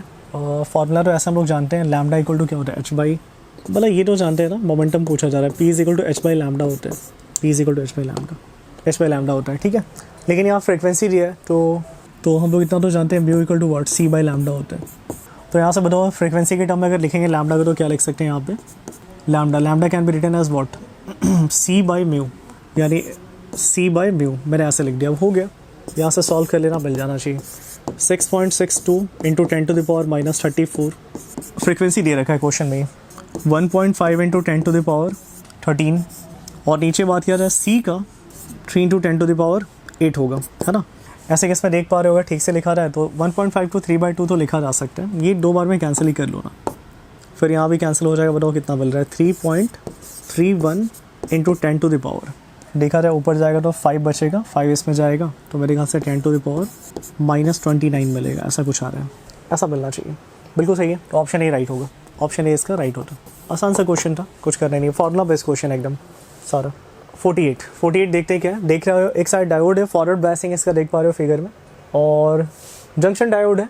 25 ओम रेजिस्टेंस अफर करेगा फॉरवर्ड बायसिंग में, रिवर्स में काफ़ी ज़्यादा हाई अफर करेगा। हम लोग जानते भी ऐसा होता है, फॉरवर्ड में कम अफर करता है, रिवर्स में हाई। पूछा जा रहा है करंट हमारा डायोड में कितना फ्लो कर रहा होगा ये अरेंजमेंट के लिए। तो बताओ कैसा बायसिंग है? फॉरवर्ड बायसिंग है। 48 हम लोग देख पा रहे हैं फॉरवर्ड बायसिंग है, तो जब फॉरवर्ड है तो रिवर्स का बात ही नहीं करेंगे, रिवर्स के लिए सोचेंगे नहीं। तो फॉरवर्ड बायसिंग बताओ, लिख सकते हैं करंट निकालना है कितना फ्लो करेगा, तो V/R लिखा जा सकता है। एक्चुअली अगर ये आइडियल होता तो कोई रेजिस्टेंस सफ़र नहीं करता, बट आइडियल नहीं है, रेजिस्टेंस सफ़र कर रहा है 25। तो बताओ क्या लिख सकते हो? पोटेंशियल डिफरेंस कितना हमारा 5 है, और नीचे बेटर लिख दो इक्विवेलेंट रेजिस्टेंस, डायोड कितना ऑफर कर रहा है 25 और वो हमारा 10 दिया था, यानी मिला कितना बताओ? 5/35 मिला। 5/35 कुछ कैंसिल तो ज़रूर हो रहा है, और इसी फॉर्म में आंसर भी दिया। तो 1/7 एम्पेयर राइट आंसर होना चाहिए इस क्वेश्चन का, है ना। देख लेना, ऑप्शन नंबर बी राइट होता है इस क्वेश्चन का, ठीक है, ऑप्शन बी राइट होता है। मूव करते हैं नेक्स्ट वाले पे। 49 क्या हमारा? Internal forces acting within a system of particles can alter linear momentum as well as kinetic energy of the system. Linear moment मतलब ऐसे ही कुछ लिखा है, लीनियर मोमेंटम और क्या काइनेटिक एनर्जी। तो क्लियर सा बात है, इंटरनल फोर्सेस। पता है जब तक एक्सटर्नल फोर्स नहीं काम करता है, बताओ सिस्टम का मोमेंटम चेंज होगा क्या? बिल्कुल नहीं होगा। तो बताओ मोमेंटम हमारा सिस्टम का क्या रहेगा? हमारे सिस्टम का मोमेंटम क्या रहेगा? कंजर्व रहेगा, है ना। सिस्टम का मोमेंटम चेंज नहीं होता है अगर एक्सटर्नल फोर्स नहीं है तो इंटरनल फोर्सेस की वजह से कभी मोमेंटम बदलता तो नहीं है, तो मोमेंटम नहीं बदलेगा। तो मोमेंटम नहीं बदलेगा, समझ पा रहे हो? मोमेंटम चेंज तो नहीं होगा। लेकिन काइनेटिक एनर्जी, हाँ काइनेटिक एनर्जी बदल सकता है। जैसे एक बॉम्ब रखा है रेस्ट में, है ना, मान लो बॉम्ब है हमारा रेस्ट में था, जैसे ही ब्लास्ट हुआ तो अपने इंटरनल एनर्जी की वजह से ब्लास्ट होगा, इंटरनल फोर्सेस की वजह से ब्लास्ट होगा। तो ऐसे कैसा बताओ, ब्लास्ट वाले पीसेस का, छोटे छोटे पीसेस का काइनेटिक एनर्जी ज़रूर होता है। बोलो कि मोमेंटम भी होता है, लेकिन सारे का मोमेंटम जब तुम निकालोगे ना तो सारा अलग अलग डायरेक्शन में जा रहा है। बताओ नेट मोमेंटम क्या होगा? 0 होगा। लेकिन काइनेटिक एनर्जी स्केलर क्वांटिटी होता है, तो काइनेटिक एनर्जी तो होगा, है ना। तो कैन चेंज काइनेटिक एनर्जी। तो इंटरनल फोर्सेस की वजह से बताओ क्या चेंज हो सकता है? काइनेटिक एनर्जी चेंज हो सकता है। बेस्ट एग्जांपल है बॉम्ब ब्लास्ट हुआ, उसको इमेजिन करो। इस केस में इनिशियल मोमेंटम 0 होता है, फाइनली सारे पीसेस का भी सारे का इंडिविजुअल मोमेंटम निकाल के जोड़ोगे ना, वेक्टर सम करोगे, 0 ही आएगा। लेकिन काइनेटिक एनर्जी हमारा पीसेस का शुरू में तो 0 था बॉम्ब का, लेकिन पीसेस का काइनेटिक एनर्जी जीरो नहीं है, तो कौन सा ऑप्शन सही होता है? Can alter kinetic energy but not the linear momentum, यानी सी, ऑप्शन सी सही होता है इसका, ऑप्शन सी सही होना चाहिए। ठीक है, होपफुली क्लियर होना चाहिए। नेक्स्ट वाला देखते हैं क्या है। दो बलून है, 2 बलून, आर होना चाहिए, आर फिल्ड, वन विथ वर प्योर हीलियम और दूसरे को किससे फिल कर रहे हैं बताओ? एयर से फिल कर रहे हैं। प्रेशर टेम्परेचर वॉल्यूम में बलून में क्या बताओ? सेम है। तो number of molecules per unit volume किस में ज़्यादा किस में कम, ये सुनते ही पता है कुछ याद तो आता है KTG, और याद है KTG में रिलेशन पढ़े थे आइडियल गैस वाला, PV = N KVT भी तो लिख सकते हैं यार। कहीं ना कहीं पूछा जा रहा है पता है क्या? Number of molecules per unit volume, ये लिखा जा सकता है P क्या KBT, ये लिख सकते हैं। तो यही हो गया number of molecules per unit volume, यही पूछा ना? हाँ, number of molecules per unit volume यही पूछा है। तो दोनों बलून में होगा क्या बताना, दोनों बलून में होगा क्या? तो क्लियर सा बात है, दोनों का बोल ही दिया है, प्रेशर भी सेम टेम्परेचर भी सेम, कितना इजी तो बना दिया। Pressure same temperature same, KB also constant है, यानी देख पा रहे हैं दोनों का क्या रहेगा? सेम ही रह जाएगा। दोनों का क्या रहेगा? सेम रहेगा। प्रेशर सेम टेम्परेचर सेम, ये भी सेम, तो मेरे ख्याल से ये दोनों का सेम होना चाहिए, ऐसा ऑप्शन दिया होगा, सेम इन बोथ बलून्स, बिल्कुल सही ऑप्शन बी होता है इसका। तो ये तुम्हारा 50 क्वेश्चंस था, मैंने बस समझा दिया है, वो फुली क्लियर होना चाहिए। ये टेस्ट का बस डिस्कशन है, तो जो भी क्वेश्चन में डाउट हो डायरेक्टली उस पर जाके देख सकते हो। वीडियो थोड़ा मेरा लेंदी हो जाता है, but no need to see all video. जिस क्वेश्चन में तुमको डाउट होगा वहाँ जाके काइंडली रेफर करना। तो चलो ठीक है, बाकी पढ़ाई करते रहो अच्छे से, और भी टेस्ट बाकी है। ये टेस्ट अच्छा रहा तो काफ़ी अच्छा है, नहीं तो पता है हर टेस्ट को काफ़ी अच्छा से अच्छा करने का कोशिश करो। अल्टीमेटली यही तुम्हारा रिफ्लेक्ट करेगा, यही जो स्कोर यहाँ पे तुम करोगे अल्टीमेटली उसी का रिफ्लेक्शन तुम्हारे नेट के एग्जाम में दिखेगा। तो all the best for your next exams. Thank you.